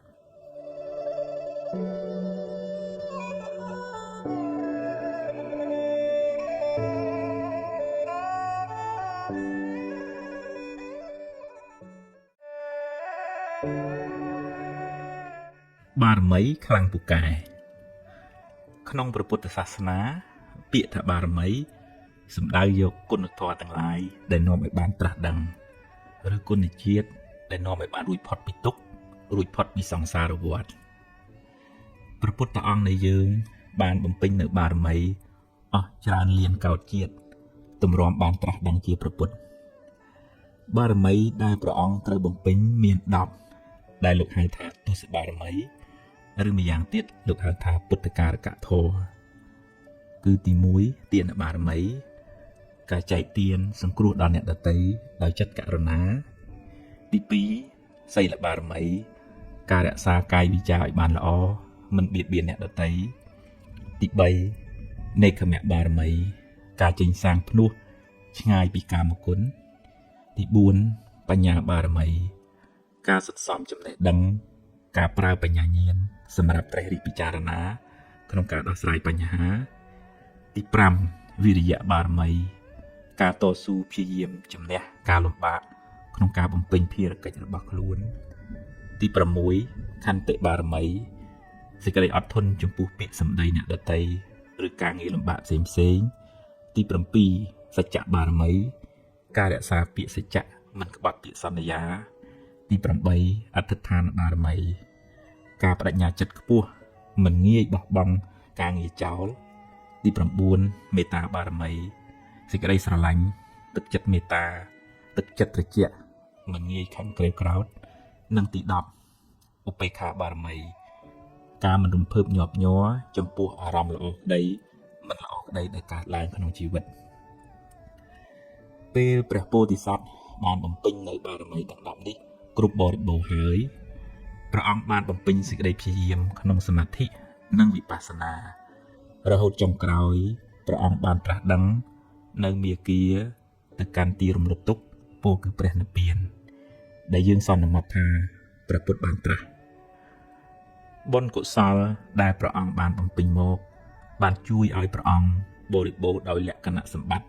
ទាំងកាយទាំងវាចាទាំងសតិបញ្ញាដែលព្រមបានជាទីពឹងនិងជាទីគោរពស្រឡាញ់កោតខ្លាចនៃមនុស្សនិងទេវតាទាំងឡាយរីឯពាក្យថាបារមីវត្តនេះពូកែព្រះអង្គវត្តនោះស័ក្តិសិទ្ធិជាដើមដែលជាទូទៅយើងឲ្យតម្លៃទៅលើអភិនិហាបារមីឫទ្ធានុភាពដែលធ្វើឲ្យគេកោតខ្លាចជាដើមបើនិយាយតាមន័យព្រះធម៌ព្រះពុទ្ធជាម្ចាស់បានបរិនិព្វានបាត់ទៅហើយគ្មានវិញ្ញាណឬបារមីអ្វីបន្តិចបន្តួចនៅសេសសល់ឡើយអ្វីដែលព្រះអង្គបន្សល់ទុក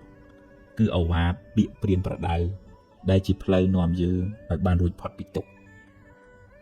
ព្រះពុទ្ធរូបជារូបស្នងជារូបតំណាងព្រះពុទ្ធជាម្ចាស់សម្រាប់បានជាទីនឹករលឹកនិងគោរពបូជាតែព្រះអង្គគ្មានចិត្តគ្មានវិញ្ញាណអ្វីមកដឹងរឿងយើងបែបបន់អ្វីឡើយព្រោះព្រះអង្គបានរំលត់ខណ្ឌទៅកាន់បរិនិព្វានហើយបើបងប្អូនទៅថ្វាយបង្គំព្រះពុទ្ធរូប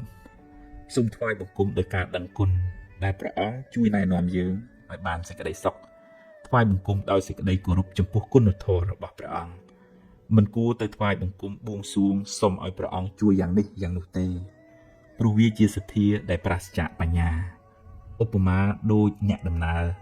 ប៉ុន្តែដើរទាំងពីការភ្នែកតែសូមចងចាំថាការថ្វាយបង្គំចំពោះព្រះពុទ្ធជាម្ចាស់ដោយសេចក្តីគោរពពិតប្រាកដដោយសមាទិដ្ឋិនឹងបានទទួលផលអានិសង្សច្រើនឥតគណនាតែផលនោះមិនមែនព្រះពុទ្ធជាអ្នកផ្ដល់ឲ្យយើងទេគឺផលកើតពីចិត្តជ្រះថ្លាក្នុងចិត្តរបស់យើងផ្ទាល់ដែលបានថ្វាយបង្គំចំពោះព្រះពុទ្ធជាម្ចាស់ដោយសទ្ធាប្រកបដោយបញ្ញារីឯរិទ្ធអានុភាពឬហេតុភេទផ្សេងអាចជាអានុភាពរបស់ពពួកអមនុស្សឬទេវតា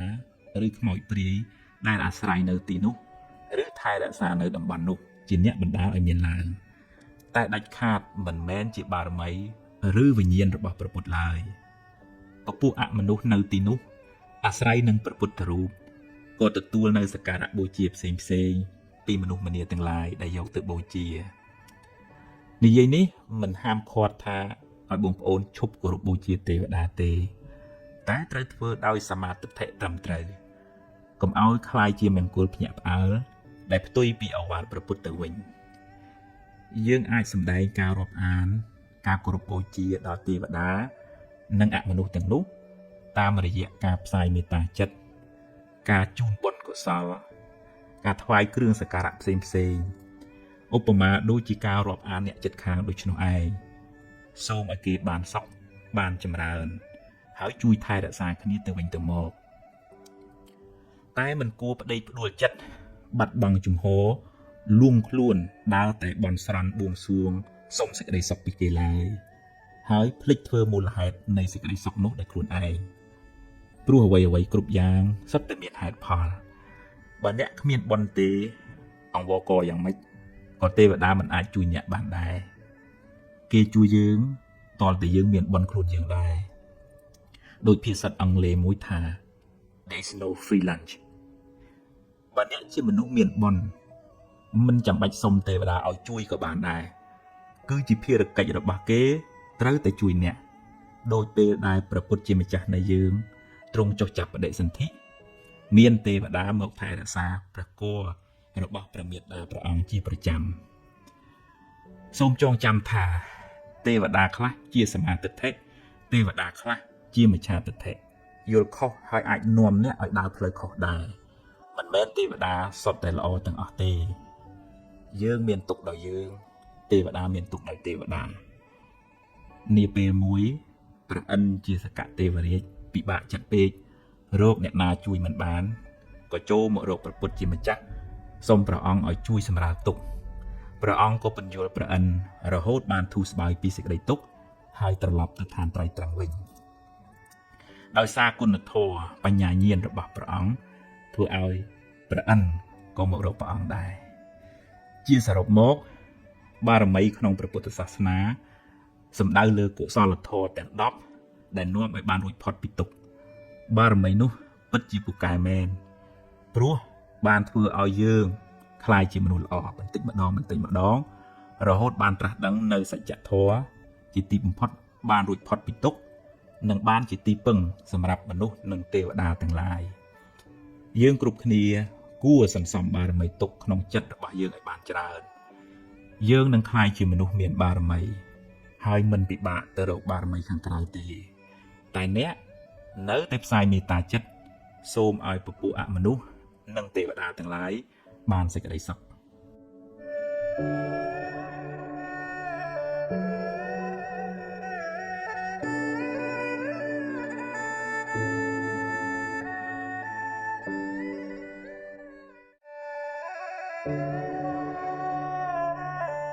រួចពីកម្មពីវេរាពីអតីតមកអ្នកគ្មានវិធីរត់គេចពីវាបានទេព្រោះអ្នកមិនអាចបកក្រោយហើយកែទង្វើដែលអ្នកបានធ្វើក្នុងអតីតកាលបានឡើយតែពីវេរាទៅថ្ងៃមុខអ្នកអាចជៀសបានដោយកម្លាំងនៃការរក្សាសិលបានដល់ការប្រព្រឹត្តល្អដោយកាយវាចាចិត្តការមិនបៀតបៀនមិនធ្វើឲ្យអ្នកដទៃក្តៅក្រហាយមានដូចជាការមិនប៉ះពាល់ជីវិតអ្នកដទៃការមិនគប់កេងលួចទ្រព្យអ្នកដទៃការមិនធ្វើឲ្យកូនប្រពន្ធអ្នកដទៃក្តៅក្រហាយការមិនកុហកបោកប្រាស់ជាដើមពេលអ្នកមិនបានធ្វើឲ្យអ្នកដទៃក្តៅក្រហាយគេក៏មិនមានចិត្តចងពៀមិនមានបំណងអាក្រក់ដាក់អ្នកវិញដែរដោយសារអ្នកមិនបានធ្វើអាក្រក់ដាក់អ្នកដទៃអ្នកក៏មានចិត្តស្រស់ស្រាយមិនភ័យខ្លាចមិនព្រួយបារម្ភរឿងមានទោសពៃឬខ្លាចគេធ្វើអាក្រក់ដាក់អ្នកវិញឡើយនោះហើយជាចិត្តដែលរួចផុតពីពាវេរាមនុស្សមានពៀគឺជាមនុស្សដែលបៀតបៀនគេធ្វើឲ្យអ្នកដទៃក្តៅក្រហាយមនុស្សមានចិត្តចងគំនុំគុំគួនខ្លួនក៏លំបាកព្រោះភ្លើងកំហឹងឆេះក្នុងចិត្តរាល់ថ្ងៃហើយគេក៏ក្តៅក្រហាយព្រោះទង្វើអាក្រក់របស់យើងម្យ៉ាងទៀតពាវេរានោះនឹងជាប់តាមគ្នាវែងឆ្ងាយក្នុងសង្សារវដ្តបើអ្នកដាំពូជភ្លើងអ្នកនឹងបានផលក្តៅក្រហល់ក្រហាយត្រឡប់មកវិញបើអ្នកធ្វើឲ្យគេក្តៅក្រហាយអ្នកនឹងបានភាពក្តៅក្រហាយនោះមកវិញគ្រាន់តែយូរឬឆាប់ប៉ុណ្ណោះបើអ្នកបានសាងល្អរក្សាសិលពីបច្ចុប្បន្នឈ្មោះថាអ្នកមិនបានសាងពាវេរាទៅថ្ងៃមុខតែបើអ្នកមានកម្មពាវេរាពីអតីតជាតិមកអ្នកត្រូវទទួលផលកម្មនោះវិញអ្នកមិនអាចរត់គេចពីកម្មចាស់បានទេសូម្បីតែព្រះពុទ្ធជាម្ចាស់ក៏ត្រូវទទួលផលកម្មចាស់ដែរតែដោយអំណាចនៃអំពើល្អដោយអំណាចនៃសិលដែលអ្នកបានរក្សាពីបច្ចុប្បន្នកម្លាំងបុណ្យនោះអាចជួយសម្រាលទុក្ខបានខ្លះដែរតាមកម្លាំងរបស់វាឧបមាដូចជាអ្នកស្លសម្លជ្រុលជាប្រៃទៅហើយអ្នកអាចដាក់ទឹកថែមដើម្បីឲ្យវាស្អាតបានខ្លះយ៉ាងណាមិញបើអ្នកបានជ្រុលជាធ្វើបាបកម្មខ្លះទៅហើយអ្នកមិនអាចកែប្រែវាបានទេតែអ្នកអាចធ្វើអំពើល្អថ្មីដែលជួយអ្នកឲ្យបានផលល្អផលថ្មីជាបន្តបន្ទាប់ចន្លោះពេលដែលបាបឲ្យផលនោះឯងយើងគ្រប់គ្នាគួរយល់ដឹងថាគ្មានវិធីសាស្ត្រណាគ្មានបុគ្គលណាឬព្រះណាអាចបញ្ជាអ្នកឲ្យរួចពីផលនៃកម្មចាស់ដែលអ្នកបានធ្វើឡើយព្រោះបើអាចធ្វើបានមែនវាជារឿងអយុត្តិធម៌ណាស់ធ្វើអាក្រក់ហើយទៅសុំឲ្យរួចពីផលកម្មដែលខ្លួនបានធ្វើ តែបើអ្នកប្រឹងប្រែងអប់រំចិត្តលះបង់នៅកិលេសអស់បានខ្លាយជាព្រះអរហន្តហើយបរិនិព្វានកម្មលែងតាមទាន់កម្មរោគម្ចាស់លែងឃើញព្រោះព្រះអរហន្តលែងមានជាតិកំណើតតទៅមុខទៀតហើយអ្នកអាចធ្វើបុណ្យឧទ្ទិសកុសលជូនដល់មនុស្សសត្វដែលធ្លាប់មានពាវនានឹងគ្នាហើយតាំងចិត្តរក្សាសិលឲ្យបានល្អចាប់ពីពេលនេះតទៅបុណ្យកុសលទឹកចិត្តមេត្តានឹងជួយអ្នកឲ្យបានសុខមិនសូវជួបទុក្ខច្រើនឡើយ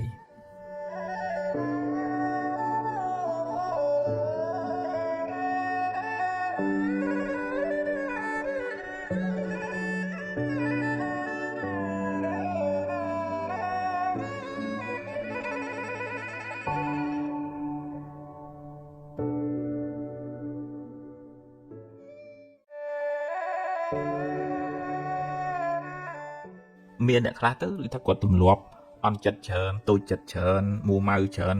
តក់មកទៅមើលរឿងរ៉ាវអីទិញទួចចឹងចេះតែយកមកអោបកសោបហើយយូរទៅវាខូចចិត្តណាវាខូចចិត្តហ្នឹងវាធ្វើឲ្យងាយរងគ្រោះដោយសារគ្រាន់តែ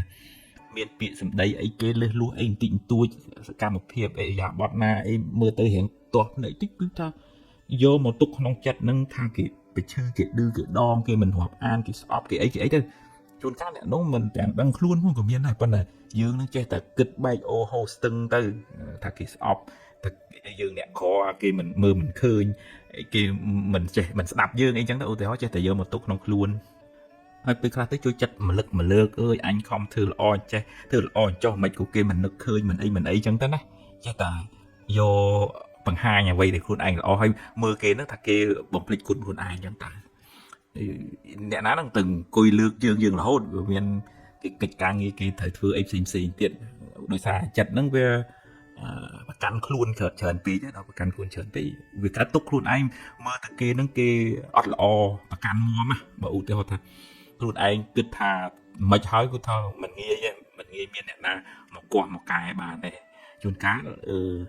ជួយចិត្តស្ដាប់អ្នកណាអ្នកណីនោះច្រើនតែមិនបានយកចិត្តទុកដាក់ស្ដាប់អ្នកដែលមានបំណងល្អជួយនឹងទេហើយនឹង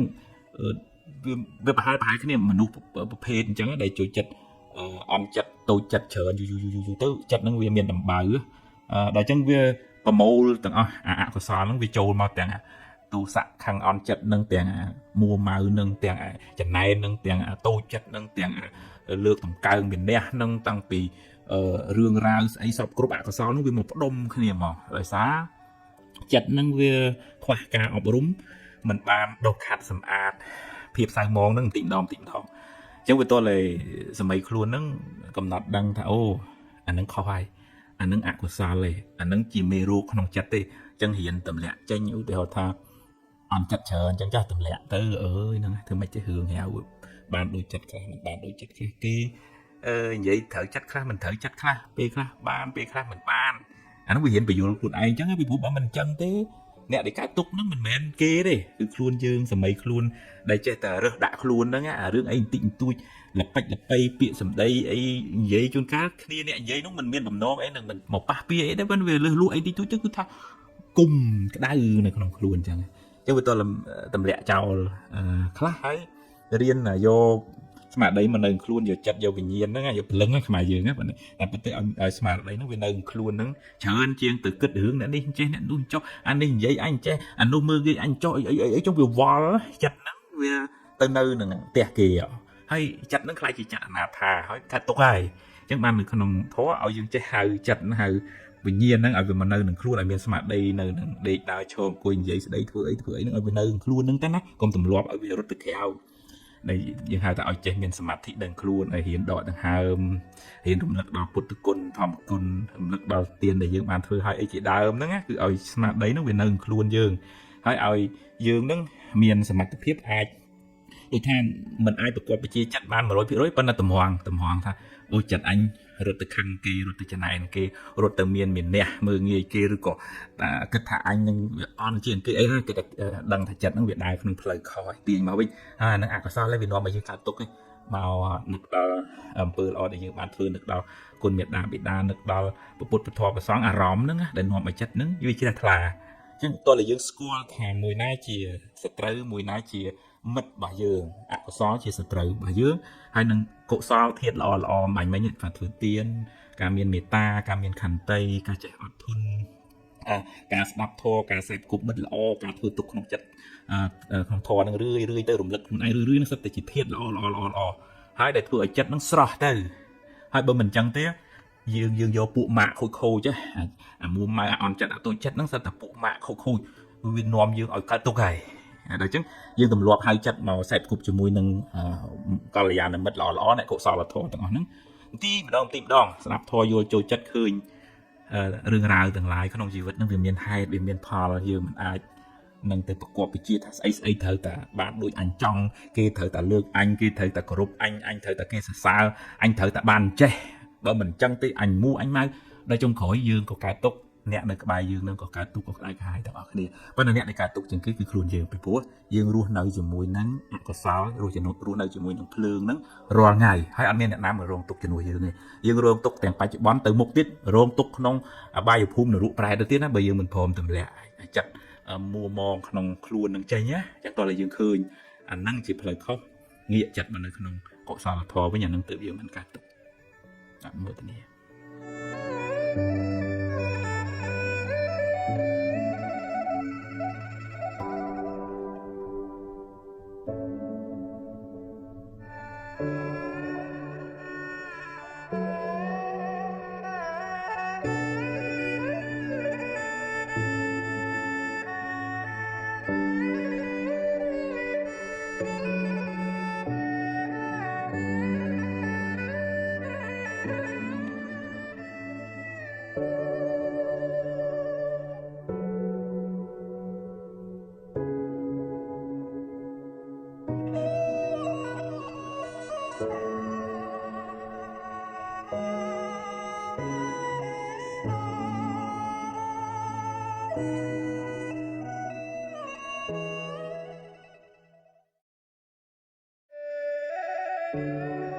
តាមរកសេចក្តីសុខខ្ញុំធ្លាប់ជួបអ្នកមានអ្នកក្រអ្នកតូចអ្នកធំអ្នកមានគ្រួសារអ្នកអត់គ្រួសារម្នាក់សុទ្ធតែមានទុក្ខរៀងខ្លួនកាលនៅក្រនឹកថាបើមាននឹងបានសុខពេលមានល្មមរស់ហើយនៅតែមានរឿងនាំឲ្យកើតទុក្ខមិនចេះអស់មិនចេះហើយរៀងស្មុគស្មាញខ្លាំងអ្នកខ្លះចង់បំភ្លេចទុក្ខក៏នាំគ្នាទៅពួនក្នុងដបស្រាឬពេលខ្លះប្រើប្រាស់គ្រឿងញៀនក៏មានទ្រព្យសម្បត្តិកិត្តិយសគេឈ្មោះញាតិមិត្តក្រុមគ្រួសារជារឿងចាំបាច់សម្រាប់រស់តែវាមិនអាចធានាសេចក្តីសុខទាំងស្រុងបានទេព្រោះវាអាចប្រែប្រួលបាត់បង់ពេលណាក៏បានសូមកុំផ្ញើសេចក្តីសុខនៅលើរបស់ខាងក្រៅទាំងស្រុងពេកត្រូវព្យាយាមអប់រំចិត្តមានកន្តីមានអំណត់មានការតស៊ូព្យាយាមរៀនរីករាយនឹងអ្វីដែលខ្លួនមានរៀនផ្ដល់សេចក្តីស្រឡាញ់ដល់ខ្លួនឯងនិងសពសត្វទាំងអស់រៀនស្ដាប់ធម៌ចម្រើនបញ្ញាស្មារតីហ៊ានប្រឈមមុខនឹងការពិតនៃជីវិតហើយកុំសូវប្រកាន់ខ្លួនឯងខ្លាំងពេកទើបជីវិតមិនសូវមានទុក្ខចិត្តដែលបានអប់រំល្អហើយនឹងនាំសេចក្តីសុខមកឲ្យ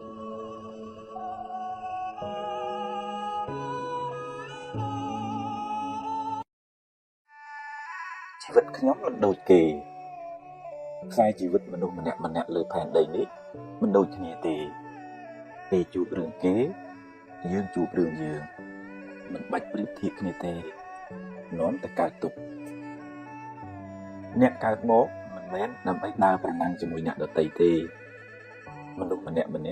មានចំណុចចាប់ផ្ដើមរៀងខ្លួនហើយធ្វើដំណើរក្នុងល្បឿនផ្សេងគ្នាបើគេជាកូនអ្នកមាន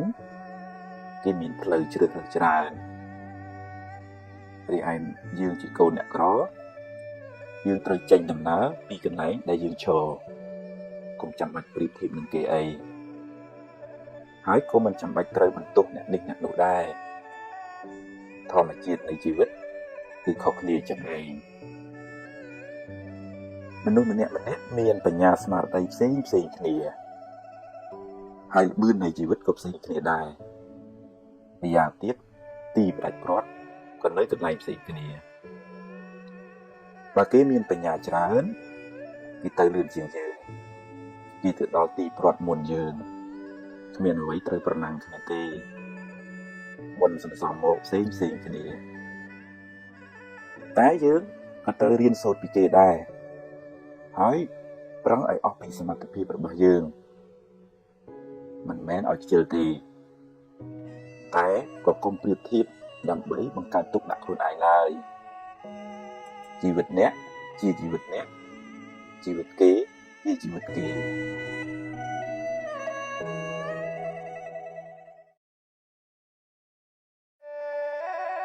ធ្វើគុណបានទោស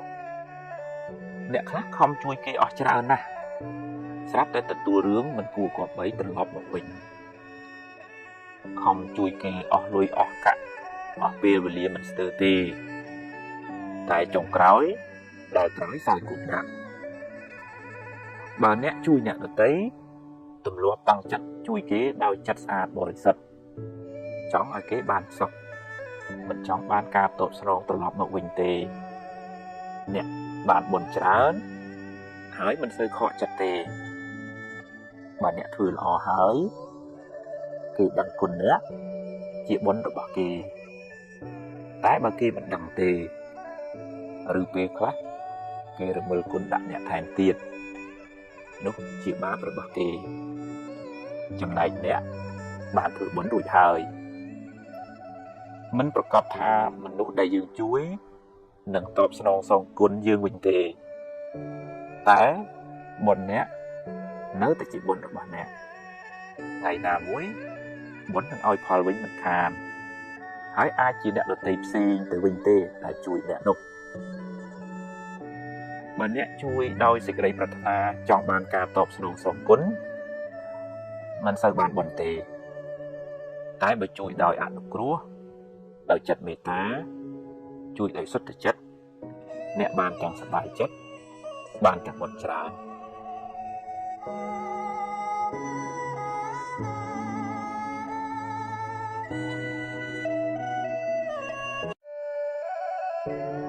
បាបចាស់បាបថ្មី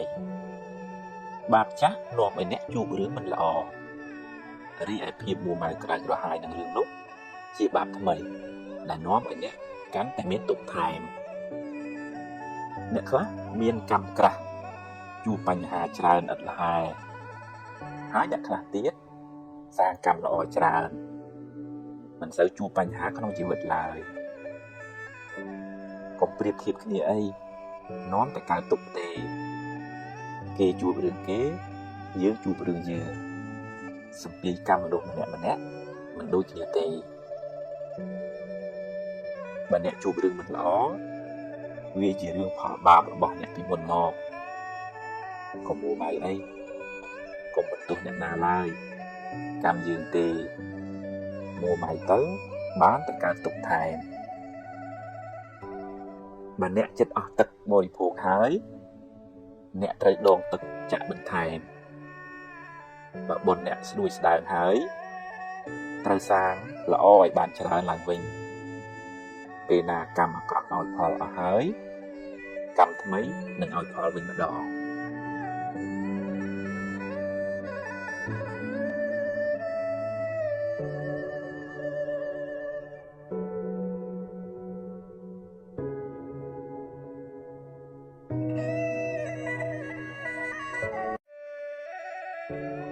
គាត់ចិត្តមិនត្រូវ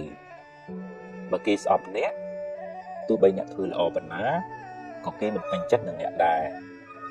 ដូច្នេះកុំគ្រាន់តែចង់ធ្វើចិត្តគេហើយបំផ្លាញសេចក្តីសុខខ្លួនអ្នកឡើយឬដោយសារតែពាក្យគេថាធ្វើឲ្យអ្នកមួម៉ៅចិត្តឡើយបើអ្នកចង់ធ្វើតម្រូវចិត្តមនុស្សគ្រប់គ្នាអ្នកពិតជាហត់រហូតដល់ថ្ងៃស្លាប់បើអ្នកជឿជាក់ថាការងារអ្នកជារឿងល្អជារឿងមានប្រយោជន៍ប្រឹងធ្វើទៅទោះបីមានអ្នកខ្លះមកបន្តិចបង្អាក់អ្នកក៏ដោយក៏កុំស្ទាក់ស្ទើរអីប្រឹងដើរទៅមុខទៀត ដើរឲ្យដល់ទិសដៅដែលអ្នកពងទុកហើយប្រាប់គេថាអ្នកពិតជាអាចធ្វើបានជីវិតអ្នកជាជីវិតអ្នកមាត់គេជាមាត់គេកុំបណ្ដោយឲ្យពាក្យគេថាបំផ្លាញកិច្ចការអ្នកឡើយមិនមែនមិនឲ្យស្ដាប់គេទេស្ដាប់ចុះហើយពិចារណាផងបើវាជួយអ្នកឲ្យបានចម្រើនទៅមុខទទួលយកទៅតែបើគ្រាន់តែជាពាក្យបន្ទូចបង្អាក់ទេបោះចោលទៅកុំយកទុកក្នុងចិត្តអីហើយអ្នកត្រូវតែហ៊ានទទួលខុសត្រូវចំពោះជំរើសរបស់អ្នកកុំទម្លាប់បន្ទោសគេបន្ទោសឯងអីរៀនធ្វើជាមនុស្សរឹងប៉ឹងជាមនុស្សចេះទទួលខុសត្រូវលើជីវិតខ្លួនឯង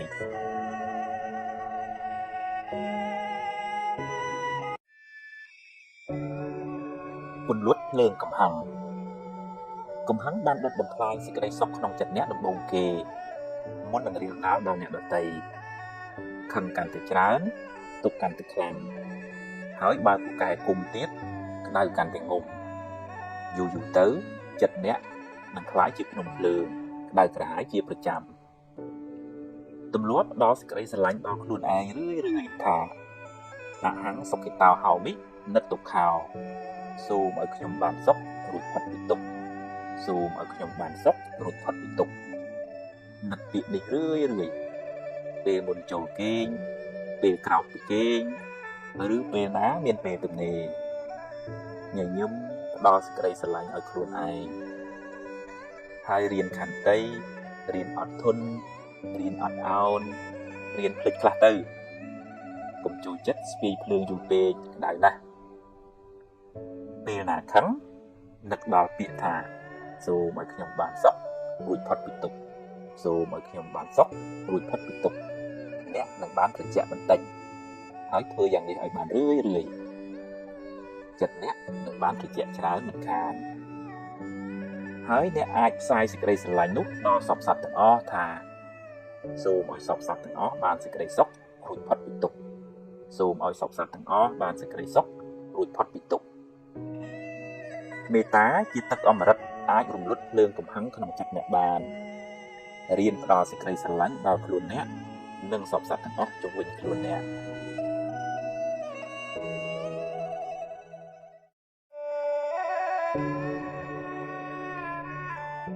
បើនិយាយពីសេចក្តីទុក្ខផ្លូវចិត្តវិញជាពុទ្ធជននឹងអ្នកណាគួរមានដែរគាត់ណាតិចច្រើនតាមកម្រិតនៃបញ្ញាស្មារតីយល់ដឹងអំពីដំណើរនៃជីវិតហ្នឹងបើបុគ្គលនឹងច្រើនដោយអកុសលមួម៉ៅខឹងជួបជំពាក់លោភលន់ច្រើនអាហ្នឹងកើតទុកច្រើនហើយពីព្រោះអកុសលហ្នឹងវាជាថ្នាំពឹសវាជាមេរោគវាមករំខានផ្លូវចិត្តឲ្យយើងនឹងញាប់ញ័រឧទាហរណ៍ថាយើងចំណែនយើងកំណាញ់យើងស្អប់យើងគុំអាហ្នឹងដូចភ្លើងធូបនោះវាមកអុចចេះវាមកអុចចិត្តយើងឈិតឲ្យយើងក្តៅអ្នកខ្លះរហូតដល់ដេកមិនលក់បក់មិនលហើយហូបបាយមិនឆ្ងាញ់ខ្វល់ខ្វាយដល់អញ្ចឹងវាអត់បានសុខទេការជាប់ជំពាក់ប្រាថ្នាហួសពីសមត្ថភាពហ្នឹងក៏នាំឲ្យកើតទុក្ខដែរឧបមាថាយើងរកបានប៉ុណ្ណឹងសមត្ថភាពយើងផឹងអស់ហើយបាន10000ហ្នឹងប៉ុន្តែវាលោភវាលន់វាកុហកកាហាយប្រៀបធៀបឃើញគេបាន1លានទៅដូចអត់លក់បណ្ដោយ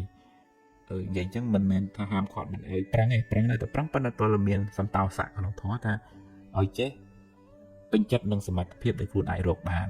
ប្រឹងនៅតែប្រឹងប៉ុន្តែខ្ញុំប៉ងអស់ហើយសមត្ថភាពខ្ញុំប៉ុណ្ណឹងសប្បាយចិត្តនឹងអ្វីដែលខ្លួនរកបានហើយនឹងបានវាស្រាលវាអត់កើតទុកទេជួនកាលអ្នកខ្លះរកបានហើយនៅតែកើតទុកអញ្ចឹងបើពុទ្ធព្រះអង្គចាត់ទុកថាយើងនៅក្រដដែលទេបើទោះជារកបានច្រើនពួកយើងវាខ្វល់វាខ្វាយវាពិបាកវាមូវាម៉ៅអញ្ចឹងការដែលចេះបញ្យល់ខ្លួនឯងរកបានច្រើនចាត់ទុកថាបុណ្យយើងច្រើនយើងសប្បាយចិត្តនឹងអ្វីដែលយើងរកបានច្រើនហ្នឹងទៅហើយរកបានល្មមអាហ្នឹងខ្ញុំប្រឹងអស់សមត្ថភាពហើយអស់ពីសមត្ថភាពខ្ញុំប៉ុណ្ណឹងអញ្ចឹងសប្បាយចិត្តបុណ្យខ្ញុំសំពីខ្ញុំមានប៉ុណ្ណឹងមកបើរកបានតិចអាហ្នឹង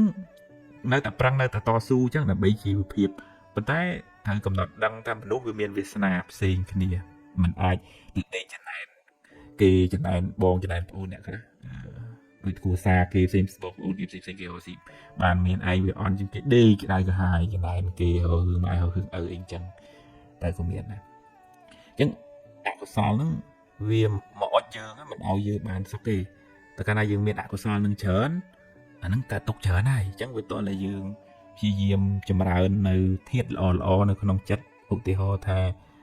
ការចែកម្លែកតិចច្រើនក៏ដោយមានតិចចែកតាមតិចមានច្រើនចែកតាមច្រើនទឹកចិត្តមេត្តាហ្នឹងវាដូចជាទឹកសន្សើមឬក៏ការប្រោះព្រំផ្កាប្រោះព្រំដើមឈើហ្នឹងឲ្យវាស្រស់អញ្ចឹងទឹកចិត្តល្អបន្តិចហ្នឹងក៏ដោយការនិយាយដោយចិត្តមេត្តាការជួយពយល់ឲ្យគេបានសុខបង្ហាញផ្លូវឲ្យគេបានចម្រើនសេចក្តីល្អតាមវាចាហ្នឹងវាសប្បាយចិត្តឃើញគេសុខឃើញគេល្អទៅចិត្តហ្នឹងមានសមាធិយល់ត្រូវមិនទៅប្រកាន់ចំណែនគុំគួនស្អប់គេអីទេអប់រំចិត្តខ្លួនឯងហ្នឹងឲ្យស្ថិតនៅក្នុងកុសលធម៌ស្ថិតនៅក្នុងសមាធិទៅនឹកឃើញតែហ្នឹងហើយជីវិតហ្នឹងវាមានហេតុវាមានផលហើយយើងប្រឹងប្រែងបានប៉ុណ្ណាផលវាបានប៉ុណ្ណឹងដែរវាអត់អាចយើងធ្វើស្រែ1ហិកតាតែអង្គុយចង់បានផល20តោនវាអត់បានទេអញ្ចឹងហ្នឹងហើយមានសមាធិជឿលើហេតុផលហ្នឹងអញ្ចឹងវាអត់កើតទុកថាមិនអញ្ចឹងឯអត់ទេសមាធិអង្គធម៌បានដល់បញ្ញាសំដៅទៅលើបញ្ញាហ្នឹងឯងដឹងថាអូអ្វីវាសិតតែមានហេតុអ្វីកើតឡើងមិនមែនអត់ហេតុទេអញ្ចឹងវាមានហេតុគ្រប់គ្រាន់ហើយរឿងល្អក្តីរឿងអាក្រក់ក្តីសុទ្ធតែមានហេតុរបស់វានៅពីក្រោយហើយអញ្ចឹងពេលជួបរឿងល្អមិនជួបពេកទេកំណត់ដឹងថាអូអាហ្នឹងជាផលបុណ្យជាផលនៃការព្យាយាមរបស់យើងបើរឿងមិនល្អកើតឡើងហ្នឹងហើយកំណត់ដឹងមកក្នុងអភិធម្មនិយាយថាអកុសលវិបាកឃើញរូបមិនល្អស្ដាប់ឮសំឡេងមិនពីរោះគេជេរគេនិយាយដើមអីអីចឹងទៅជាអកុសលវិបាកហ្មងអាហ្នឹងគឺសច្ចធម៌ជាផលនៃបាបចឹងហ្មងអញ្ចឹងវាអត់ទៅកើតទុកទូមនោះនឹងរឿងនឹងពេកទេពីព្រោះកំណត់ដឹងថាវាមានហេតុវាមានអកុសលណាមួយវាដែលយើងធ្លាប់ធ្វើមកវានាំឲ្យកើតទៅជាអកុសលវិបាកផលនៃបាបហ្នឹងផលនៃបាបដែលយើងបានធ្វើហ្នឹងហើយអញ្ចឹងហើយក៏ហើយកំណត់ដឹងសង្ខារទាំងឡាយកើតហើយរលត់ទៅវិញគេនិយាយហើយចប់អាលុតឈឹងបាត់ហើយបើអ្នកដែលមានបញ្ញាគេមិនសូវយកពាក្យហ្នឹងមកអង្គុយកើតទុកក្តៅក្រហល់កាហាយ1ខែ2ខែទេគេកំណត់ដឹងថាអូអកុសលហ្នឹងកើតមកផ្លែតនិយាយចប់បាត់ហើយប៉ុន្តែអ្នកដែលខ្វះបញ្ញាហ្នឹងច្រើនតែកើតទុកដោយសាររឿងមិនល្អដែលកើតឡើងដោយសារមិនយល់អញ្ចឹងបាបចាស់ឲ្យផលផងខ្វះបញ្ញាបង្កើតបាបថ្មីអាមួម៉ៅឲ្យចងគំនុំអាគុំគួនហ្នឹងអាហ្នឹងជាបាបថ្មីហើយអញ្ចឹងហ៊ានតម្លាក់អាហ្នឹងមានបញ្ញាសន្សំនៅការយល់ដឹងពីដំណើរនៃធម្មជាតិអប់រំចិត្តរឿយទៅអាហ្នឹងបានយើងបន្ថយអាធាតុពុលនឹងមេរោគហ្នឹងហើយបន្ថែមធាតុល្អជាកុសលធម៌ហ្នឹងរឿយទៅមានខន្តីមានអត់ធន់មានបញ្ញាកំណត់ដឹងអំពីដំណើរនៃសង្ខារកើតរលត់មិនប្រកាន់មិនហួងហែងមានក៏ទទួលថាវាជាផលនៃបុណ្យដែរมันវាត្រូវបាត់វាត្រូវបង់វិញគិតថាវាជាសង្ខារធម៌វាប្រែប្រួលអញ្ចឹងវាអត់ទៀងវាអត់ទាត់ទេហើយវាដូចឧបមាដូចថាជាគៀងវានៅព្រេងវាឆេះទៅវាអស់ព្រេងវារលត់ទៅព្រះអាទិត្យពេលល្ងាចក៏លិចទៅ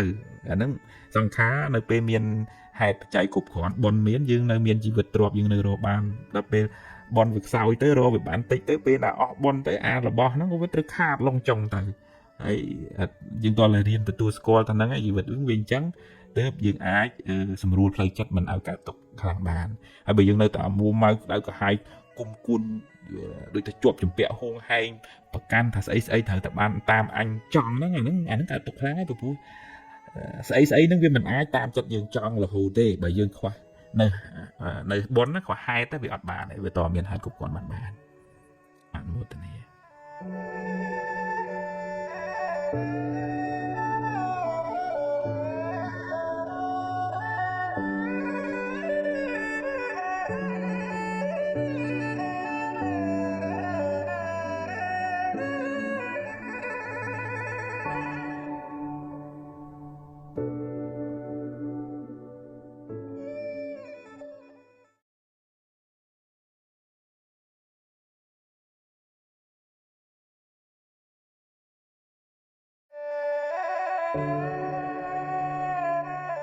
សតិនៅចិត្តទុកដូចជាថាអង្គរៈដែលនៅជួយការពារចិត្ត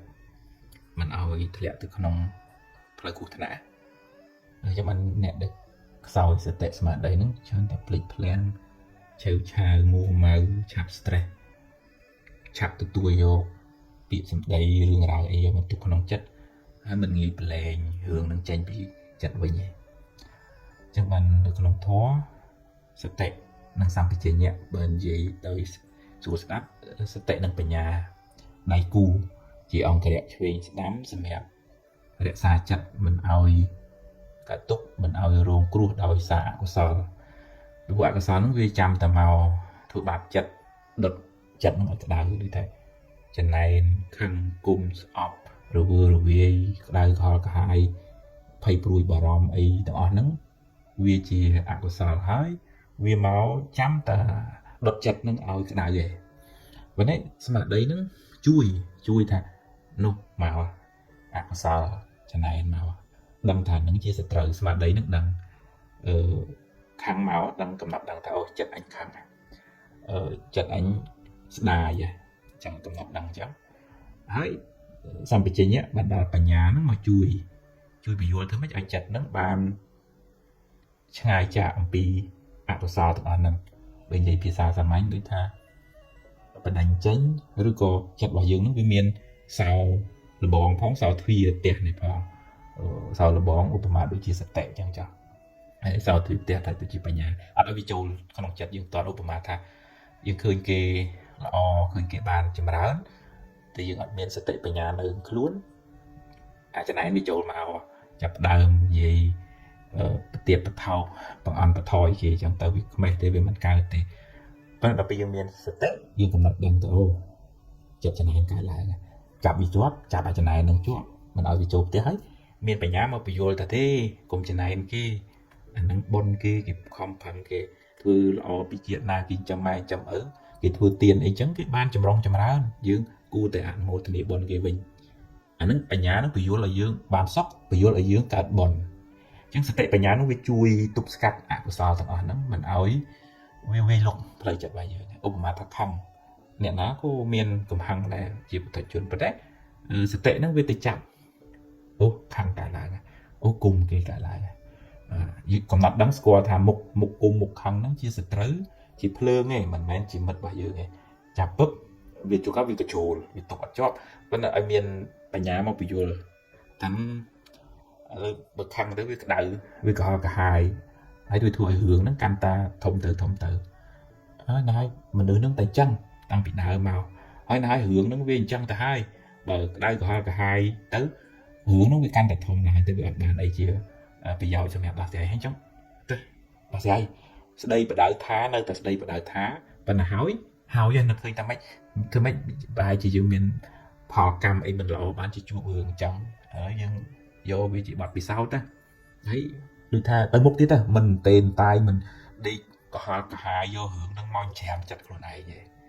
អាហ្នឹងតួសតិតួបញ្ញាហ្នឹងជាអង្គរៈការពារចិត្តហើយវាផ្សំផ្គុំជាមួយនឹង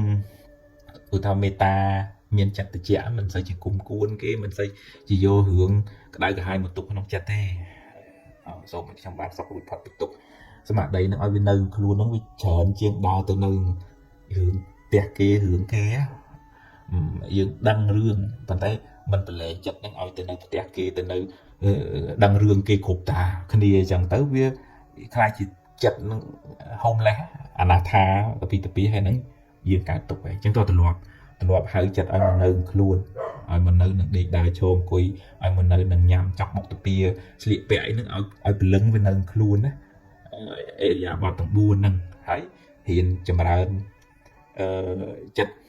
ល្អទៅមានសទ្ធាយល់ត្រូវស្ដាប់ធម៌ចម្រើនការយល់ដឹងជាសមាធិខ្សែប្រគប់មិត្តល្អមិត្តត្រូវទៅហើយរីមានឱកាសពេលវេលាចម្រើនសមាធិចិត្តនឹងធឹងណាព្រោះបើយើងគ្រាន់តែយល់ពេលខ្លះអត់អាចទប់ទល់នឹងអកុសលនឹងបានដឹងថាខឹងមិនល្អប៉ុន្តែទប់វាមិនបានដឹងតែចំណែនគេនឹងវាខុសប៉ុន្តែទប់ចិត្តវាមិនបានអញ្ចឹងវាទល់មានឱកាសវឹកហាត់បង្កើនតបការពីខ្លួនគឺការចម្រើនសមាធិការស្ដាប់ធម៌ការត្រេះរិះពិចារណារឿយសមាធិនឹងជួយធ្វើឲ្យដូចថាមូលដ្ឋានតបរបស់យើងរឹងប៉ឹងពេលមានរឿងមកក៏យើងមិនរំភើបញាប់ញ័ររំជើបរំជួលខ្លាំងដែរដោយកម្លាំងសតិបញ្ញាកម្លាំងចិត្តនឹកធឹងដែលមាននៅក្នុងខ្លួនយ៉ាងហ្នឹងអាហ្នឹងទើបយើងមិនរវើរវាយមិនសូវ រំជើបរំជួលញាប់ញ័រដោយសាររឿងដែលកើតឡើងក្នុងលោកហ្នឹងកំណត់ដឹងថាក្នុងលោកហ្នឹងគឺវាតែអញ្ចឹងវាអត់ដែលក្នុងលោកនោះស្រាប់តែស្ងប់ស្ងាត់លែងមានរឿងអត់ទេគឺថាវាត្រូវតែជួបជាតិណាកំណើតណាពេលណាកើតក្នុងតកូលណាក៏មានរឿងគ្រប់រឿងអញ្ចឹងហ្នឹងឯងកំណត់ដឹងថាវាជារឿងធម្មតាតែអញ្ចឹងយើងអត់សូវកើតទុកខ្លាំងទេដោយសារយើងមានបញ្ញាកំណត់ដឹងថាជីវិតវាមានបញ្ហាដូចជាភ្លើងវាត្រូវតែក្តៅអញ្ចឹងមិនអាចខាត់មិនឲ្យក្តៅបានទេអនុមោទនា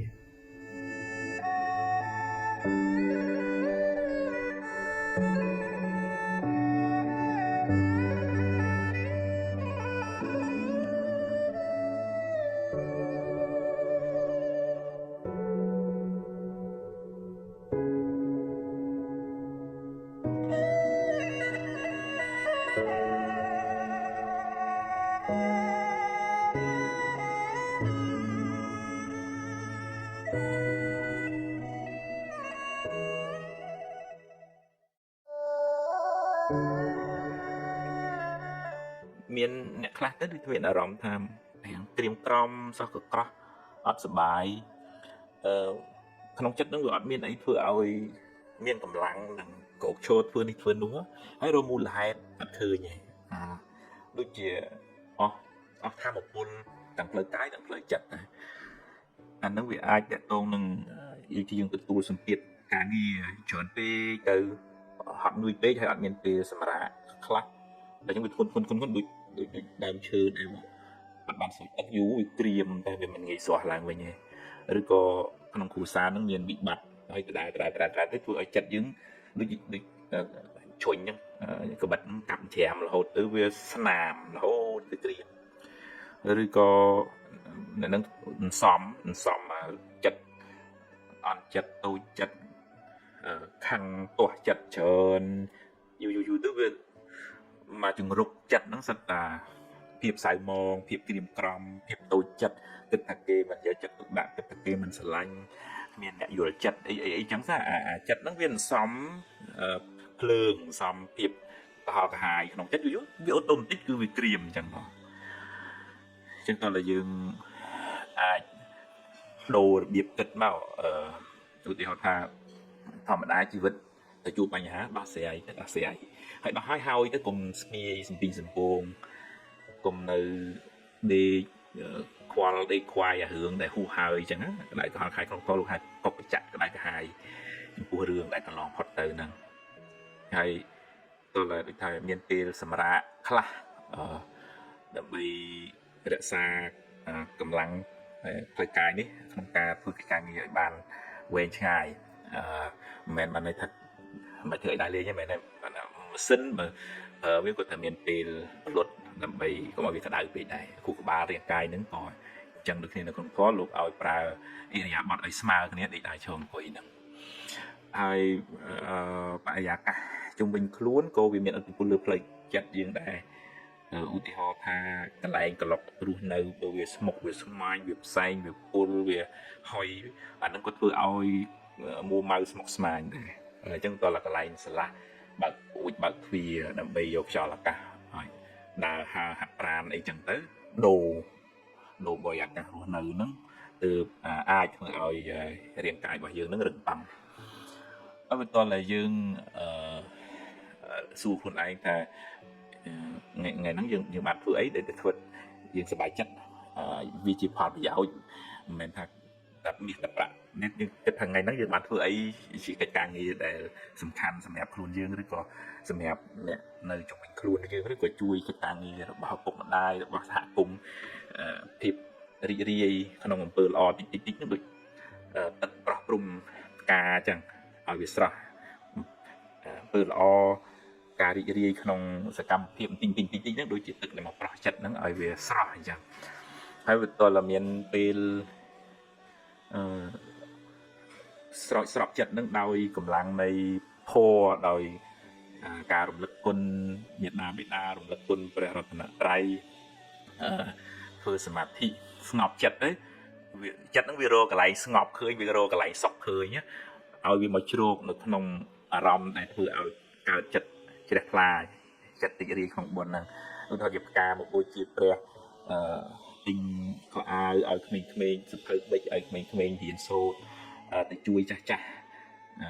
ឬក៏មានកិច្ចការធុរៈអីជួយមិត្តភ័ក្តិអាហ្នឹងអាទិញអញ្ចឹងវាដូរពីអាក្រៀមក្រំត្រឡប់មកទៅជាភាពស្រស់ស្រាយវិញហើយរៀនចម្រើនការយល់ដឹងក្នុងផងមានបញ្ញាឃើញសភាពនៃចិត្តហ្នឹងវាប្រែប្រួលហើយមិនប្រកាន់ចង់ឲ្យតែចេះទៅហើយមួម៉ៅមិនបានមិនអញ្ចឹងទេអត់ទេអូចិត្តហ្នឹងវាឡើងចុះអញ្ចឹងហ្នឹងឥឡូវមើលឃើញដំណើរចិត្តឡើងចុះអញ្ចឹងបើវាស្ថិតនៅក្នុងអារម្មណ៍នាំឲ្យក្តៅក្រហល់ក្រហាយខំចំណែនស្អប់រឿងនឹងអ្នកនឹងទេយើងរៀនដូរមកគិតថាទេគេមានកន្លែងវាល្អខ្លះដែរឬក៏ដូរ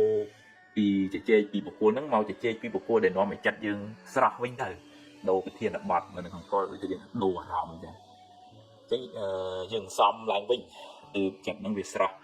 មានពេលឱកាសមកវត្តមកវាថ្វាយផ្កានមកស្ការសមាធិជួបជុំមិត្តភ័ក្តិហ្នឹងក៏មិត្តភ័ក្តិជាកល្យាណមិត្តដែលអានសភៅធម៌ស្ដាប់ធម៌រឿយទៅហើយធ្វើកិច្ចការងារណាដែលយើងគិតថាយើងធ្វើហើយវាសប្បាយចិត្តធ្វើអំពើក្នុងកុសលណារឿយទីទៅអាហ្នឹងដូចយើងប្រោះហើយក៏ស្រោចដើមឈើដែលវាក្រៀមស្វិតហ្នឹងហើយការចំណាយពេលយូរទំហំទៅវាស្រស់ឡើងវិញយ៉ាងណាកុសលធម៌ទឹកចិត្តស្រស់ស្រាយក្នុងអំពើល្អចិត្តដែលតម្កល់ត្រូវដោយសតិបញ្ញាស្មារតីហ្នឹង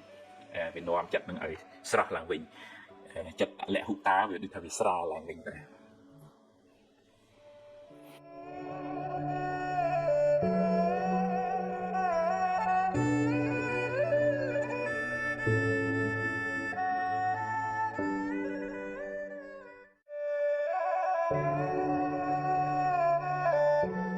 ខ្ញុំខំធ្វើល្អហេតុអ្វីខ្ញុំនៅតែមានទុក្ខច្រើនអ្នកខ្លះមានសមានចិត្តល្អមានចិត្តសប្បុរសអាណិតអាសូរជួយអ្នកដទៃច្រើនតែបែរជាមិនសូវបានសមប្រកបជួបរឿងទុក្ខសោកមិនចេះចប់មិនចេះហើយពេលខ្លះជួយគេហើយបែរជាគេរមិលគុណនិយាយអាក្រក់រហូតដល់ធ្វើទុក្ខបុកម្នេញមកវិញក៏សាមានអំពើល្អដែលអ្នកបានសាងហើយនៅតែជាអំពើល្អដដែលមិនប្រែទៅជាអាក្រក់ទេគ្រាន់តែវាមិនទាន់មានពេលឲ្យផលប៉ុណ្ណោះចំណែករឿងមិនល្អរឿងអកុសលដែលអ្នកបានជួបវាជាផលនៃកម្មចាស់ដល់ពេលត្រូវឲ្យផលគួរស្វែងយល់ផងដែរថាបុណ្យកុសលមានច្រើនលំដាប់ហើយបុណ្យទាំងនោះជួយអ្នកឲ្យបានស្រាលពីទុក្ខតាមលំដាប់ដែរកុសលថ្នាក់ទានលះចិត្តកំណាញ់លះចិត្តជាប់ជំពាក់កុសលថ្នាក់ទាននោះជួយអ្នកឲ្យមានគេស្រឡាញ់រាប់អានច្រើនមានកិត្តិយសគេឈ្មោះល្អនិងជាឧបនិស្ស័យនៃការរកទទួលទានមានបានតែកុសលថ្នាក់ទាននោះមិនអាចជួយអ្នកឲ្យរួចផុតពីសេចក្តីទុក្ខផ្លូវចិត្តបានទេកុសលមួយទៀតដែលជួយអ្នកឲ្យរួចពីពាវេរាទៅថ្ងៃមុខគឺការរក្សាសិលបានដល់ការមិនបៀតបៀនមិនធ្វើឲ្យអ្នកដទៃក្តៅក្រហាយអ្នកជាមនុស្សមិនមានពៀទៅណាមកណាមិនសូវព្រួយបារម្ភក្នុងចិត្តព្រោះមិនបានធ្វើខុសហើយមិនសូវមានអ្នកមកបៀតបៀនអ្នកទេជាវាងតែអ្នកមានបាបកម្មពីអតីតជាតិមកកុសលថ្នាក់សាលជួយអ្នកឲ្យរួចផុតពីពាវេរាទៅថ្ងៃមុខតែវានៅតែមិនអាចជួយអ្នកឲ្យរួចផុតពីសេចក្តីទុក្ខផ្លូវចិត្តបានទាំងស្រុងឡើយកុសលថ្នាក់ខ្ពស់ដែលអាចជួយអ្នកបានច្រើនក្នុងការសម្រាលសេចក្តីទុក្ខពីផ្លូវចិត្តគឺកុសលថ្នាក់ភាវនាដែលមានន័យថាការចម្រើនសមាធិការចម្រើនបញ្ញាដែលជួយអ្នកឲ្យមានចិត្តនឹងធឹងមិនសូវញាប់ញ័រនឹងរឿងរ៉ាវទាំងឡាយសមាធិសំដៅលើការវឹកហាត់ចិត្តឲ្យស្ថិតនៅក្នុងអារម្មណ៍តែមួយដែលនាំឲ្យចិត្តបានស្ងប់រងាប់បានត្រជាក់មិនសូវរវើរវាយមិនសូវច្របូកច្របល់ជួយអ្នកឲ្យបានសេចក្តីសុខតាមផ្លូវចិត្តច្រើនចំណែកឯការចម្រើនបញ្ញាសំដៅលើការស្វែងយល់អំពីដំណើរកើតរលត់នៃសង្ខាររៀនលះបង់ការប្រកាន់ចំពោះរឿងរ៉ាវការទាស់ចិត្តនិងការជាប់ចិត្តចំពោះបញ្ហាទាំងឡាយពេលអ្នកបានលះបង់នៅសេចក្តីប្រកាន់នោះ ពីក្នុងចិត្តរឿងរ៉ាវទាំងឡាយកើតឡើងក៏កំណត់ដឹងថាជាដំណើរនៃធម្មជាតិពេលមានហេតុក៏កើតឡើងពេលអស់ហេតុក៏រលត់ទៅឧបមាដូចជាភ្លើងចង្កៀងពេលនៅព្រេងក៏នៅសល់ភ្លើងពេលអស់ព្រេងអស់មិនឆេះភ្លើងក៏រលត់ទៅអ្នកកំណត់ដឹងនៅដំណើរនៃសង្ខារយ៉ាងនេះកាត់បន្ថយនូវសេចក្តីប្រកាន់សេចក្តីទុក្ខក៏ទូស្បាយពីចិត្តអ្នក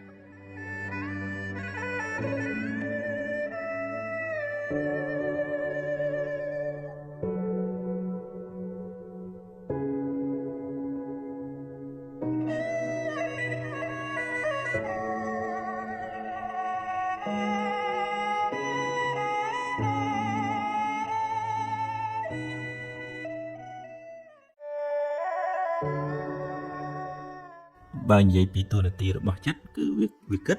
ហើយវារត់ទៅរកអារម្មណ៍ប៉ុន្តែបើយើងបដ ாய் ឲ្យវារត់ផ្ដេសផ្ដាស់ចិត្តរបស់យើងវាមានបញ្ហាអញ្ចឹងដែលយើងរំលាយច្រើនហ្នឹងដោយសារយើងមិនដែលហាត់ពុតលត់ដំកុំឲ្យវាចេះតែដើរទៅគិតរឿងនេះតិចរឿងនោះតិច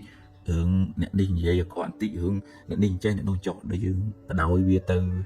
ច្រើនពេកអានោះឧបមាដូចជាយើងបដ ாய் ឲ្យកូនដើរលេងជ្រុលហើយយើងហៅវាឲ្យមកផ្ទះវាមិនងាយចង់មកដោយសារវាដើរទៅវាសុបាយយ៉ាងណាចិត្តរបស់យើងអញ្ចឹងដែរវាតតែយើងទម្លាប់ឧទាហរណ៍ថាបើវាគិតរឿងផ្ដេសផ្ដាស់នេះចេះនោះចុះវានាំឲ្យក្តៅក្រហាយចិត្តតែមានស្មារតីកំណត់ដឹងថាអូអាត្មាអញទៅគិតរឿងខាងក្រៅហើយចិត្តរបស់អញទៅនៅផ្ទះគេខ្លាយជាចិត្តអនាថាចេញពីមួយចូលមួយចេញពីមួយចូលមួយវារវាយច្រើនហើយអញ្ចឹងស្មារតីកំណត់ដឹងចាប់បានដូចបលិសអញ្ចឹងហើយទាញវាត្រឡប់មកវិញមកនៅនឹងកាយនេះបើនៅក្នុងសតិប្បដ្ឋានសូត្រឲ្យកំណត់ដឹងពីអរិយាបថដែលខ្លួនឯងកំពុងដេកដើរឈរអង្គុយនិយាយស្ដីហូបចុកបុកទាអីហ្នឹងឲ្យស្មារតីមកនៅនឹងខ្លួនហ្នឹងឲ្យបានច្រើនជាងរត់ទៅនៅផ្ទះគេរឿងអ្នកដទៃមើល Facebook មើល new feed ចូល group នេះចូល group នោះច្រើនពេកអាហ្នឹងអាចធ្វើឲ្យចិត្តរវើរវាយហើយអញ្ចឹងការកំណត់ពេលវេលាសម្រាប់ទទួលយកនៅអារម្មណ៍ខាងក្រៅហ្នឹងសំខាន់ណាស់កុំឲ្យជ្រុលមើលក៏កុំឲ្យមើលជ្រុលចូល group ទីងតឹងហ្នឹងក៏កុំឲ្យហួសហេតុពេក group ណាអត់បានការអត់ប្រយោជន៍ leave ចោលទៅ mute ចោលទៅទុកទៅ group ដែលសំខាន់សម្រាប់ជីវិតរបស់យើងគ្រួសារការងារអីចឹងទៅហើយតើយកចិត្តហ្នឹងមកនៅនឹងអារម្មណ៍នាំឲ្យជ្រះថ្លាសប្បាយឧទាហរណ៍ថានឹកដល់គុណពុកម៉ែនឹកដល់គុណប្រតនត្រ័យនឹកដល់អំពើល្អដែលខ្លួនបានធ្វើហើយនឹកដល់អារម្មណ៍ដែលធ្វើឲ្យចិត្តរបស់យើងហ្នឹងវាស្រស់ណាវាអត់សូវក្តៅក្រហល់ក្រហាយនឹកដល់ធម៌ទៅអាចអានសៀវភៅធម៌អប់រំចិត្តស្ដាប់ការអប់រំទូមានស្ដាប់ការបង្ហាត់បង្រៀនបង្កើនចំណេះដឹងបើខ្សែគប់ជាមួយនឹងអ្នកដែលមានសន្តានចិត្តល្អ accept friend អីក៏ប្រយ័ត្នប្រយែងគុំសូវចេះគុំសូវជួយចិត្តមើលរឿងក្តៅក្រហល់ក្រហាយគេជេរបចោគ្នាអីមិនចេះចោះអីអូចហួសហេតុពេកនិយាយចឹងមិនបានន័យថាហាមមិនឲ្យមើលទេប៉ុន្តែប្រយ័ត្នប្រយែងពីព្រោះអារម្មណ៍នឹងឯងវាមកតាក់ចិត្តរបស់យើងឲ្យរត់ទៅហើយបើយើងបដោយចិត្តច្រើនទៅការទុកហើយធានាចឹងហ្មងចឹងបានតលហ៊ានទាញចិត្តមកវិញអារម្មណ៍នឹងដូចអាហារចឹងបើយើងហូបផ្ដេសផ្ដាស់ទៅកាយរបស់យើងឈឺហើយអាហារមានជាតិគីមីហូបច្រើនពេកហើយហូបឲ្យអត់ជួយចលនាអីចឹងទៅឈឺយ៉ាងណាចិត្តរបស់យើងនឹងតែហូបតែគិតរឿងផ្ដេសផ្ដាស់តិចឈឺចិត្តហើយចឹងវាតតែយើងរៀនរើសយកអារម្មណ៍ដែលធ្វើឲ្យចិត្តរបស់យើងសប្បាយរីករាយជ្រះថ្លាឧទាហរណ៍ខ្សែគប់ជាមួយនឹងកល្យាណមិត្តឧទាហរណ៍ថាស្ដាប់ធម៌ពិចារណាធម៌នឹកដល់សេចក្តីល្អគុណធម៌របស់យើងក្តីត្រេកអរនឹងសេចក្តីល្អរបស់អ្នកដទៃឃើញគេមានឃើញគេបានឃើញគេល្អអញ្ចឹងក៏ជ្រះថ្លាទៅហើយពិចារណានៅក្នុងសង្ខារមិនទៀងទាត់ប្រែប្រួលមិនថិតថេរមិនអាចបង្គាប់បញ្ជាបាននឹកឃើញថាជីវិតហ្នឹងគឺអញ្ចឹងមានធម៌នៅក្នុងខ្លួនមានបញ្ញានៅក្នុងខ្លួនធ្វើឲ្យចិត្តហ្នឹងមិនទន់ជ្រាយមិនចាញ់ច្រាបរឿងទេហើយមានពេលអប់រំសមាធិចម្រើនភាពស្ងប់ស្ងាត់នៅក្នុងចិត្តទៅទាញចិត្តទាញអារម្មណ៍ហ្នឹងឲ្យវាមកនៅខ្លួនហ្នឹងខ្មែរយើងចូលចិត្តប្រើថាអារម្មណ៍ទាញចិត្តឲ្យមកនៅនឹងខ្លួនឲ្យវាតោងយកអារម្មណ៍ដែលនាំឲ្យចិត្តជ្រះថ្លាហ្នឹងយើងមិនសូវរវើរវាយច្រើនហើយយើងបានសេចក្តីស្ងប់ច្រើន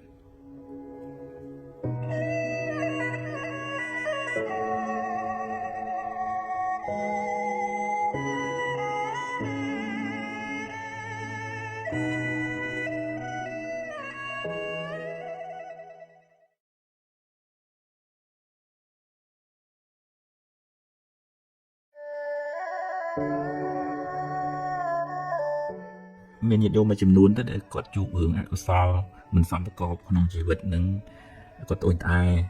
វាដូចថាមិនល្អដូចគេមិនក៏កំសត់ម៉ែជីវិតខ្ញុំអភ័ព្វអីចឹងទៅដូចទៅតាំងពីគ្រួសារពុកម្ដាយប្តីប្រពន្ធ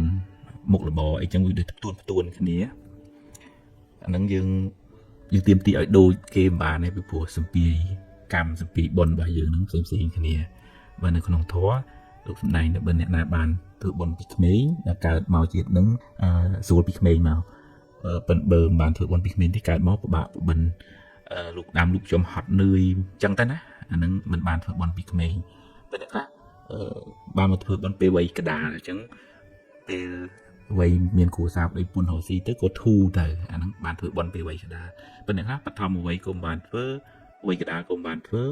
ទៅបានធ្វើពេលចាស់អញ្ចឹងតលហត់នឿយអស់ចិត្តហើយបានមានកូនមានចៅហ្នឹងចាំវិញទៅជូនលុយជូនកាក់ខ្លួនឯងឈឺបាត់ហើយអានឹងធ្វើបុណ្យយឺតពេលបានផលមកវិញក៏យឺតដែរអញ្ចឹងជីវិតយើងម្នាក់ៗហ្នឹងវារងឥទ្ធិពលពីកម្មចាស់ផងហើយកម្មថ្មីនេះផងការពឹងប្រែងការព្យាយាមការសាច់គប់ត្រូវពេលបច្ចុប្បន្នអាហ្នឹងក៏ជួយឲ្យជីវិតយើងអាចផ្លាស់ប្ដូរជោគវាសនាដែរបើយើងអង្គុយតែស្ដីបន្ទោសយើងអង្គុយតែតូចចិត្តអន់ចិត្តនឹងរឿងដែលកើតឡើងក្នុងជីវិតហ្នឹងកម្មថ្មីវាអត់ល្អអាមួម៉ៅអាតូចចិត្តហ្នឹងអាហ្នឹងកម្មថ្មីហើយវាអត់បានជួយឲ្យរឿងហ្នឹងល្អប្រសើរវាធ្វើឲ្យរឿងហ្នឹងកាន់តែខ្មៅងងឹតទៅអញ្ចឹងបាននៅក្នុងធម៌លោកនិយាយពីបុគ្គលខ្លះមកងងឹតទៅវិញផ្លែកើតមកក្រីក្រពិបាកបបិណ្ឌប៉ុន្តែផឹងប្រេងរៀនសូត្រមានចំណេះចេះដឹងមានបញ្ញាអាចធ្វើឲ្យជីវិតហ្នឹងប្រសើរទៅប្រសើរដោយទ្រព្យផងប្រសើរដោយយោផងប្រសើរដោយធម៌ផងមានមេត្តាករុណាមានគុណធម៌ក្នុងខ្លួនជីវិតហ្នឹងជួបរឿងអីក៏វាមិនកើតទុកខ្លាំងដែរប៉ុន្តែអ្នកខ្លះមកងងឹតទៅវិញងងឹតមកគ្រាប់ពិបាកបបិណ្ឌហើយគិតទៅពីតុកសិចគិតទៅពីពិបាកគិតទៅពីប្រៀបធៀបមួម៉ៅអន់ចិត្តទូចិត្តអាហ្នឹងវាងងឹតទាំងមកងងឹតទាំងទៅហើយអញ្ចឹងយើងមិនអាចអង្គុយជេរស្ដីមិនបានអញ្ចឹងមិនបានអញ្ចឹងបានទេយើងមានតែជួបហើយយើងដោះស្រាយយើងធ្វើដំណើរទៅមុខទៀតហើយរឿងណាហួសហើយក៏ទុកចោលទៅកុំសូវមកលើកមកចេះចូលវាស្ដាយកាហាយហើយយើងលើកជាមេរៀនជាអីបានប៉ុន្តែកុំឲ្យ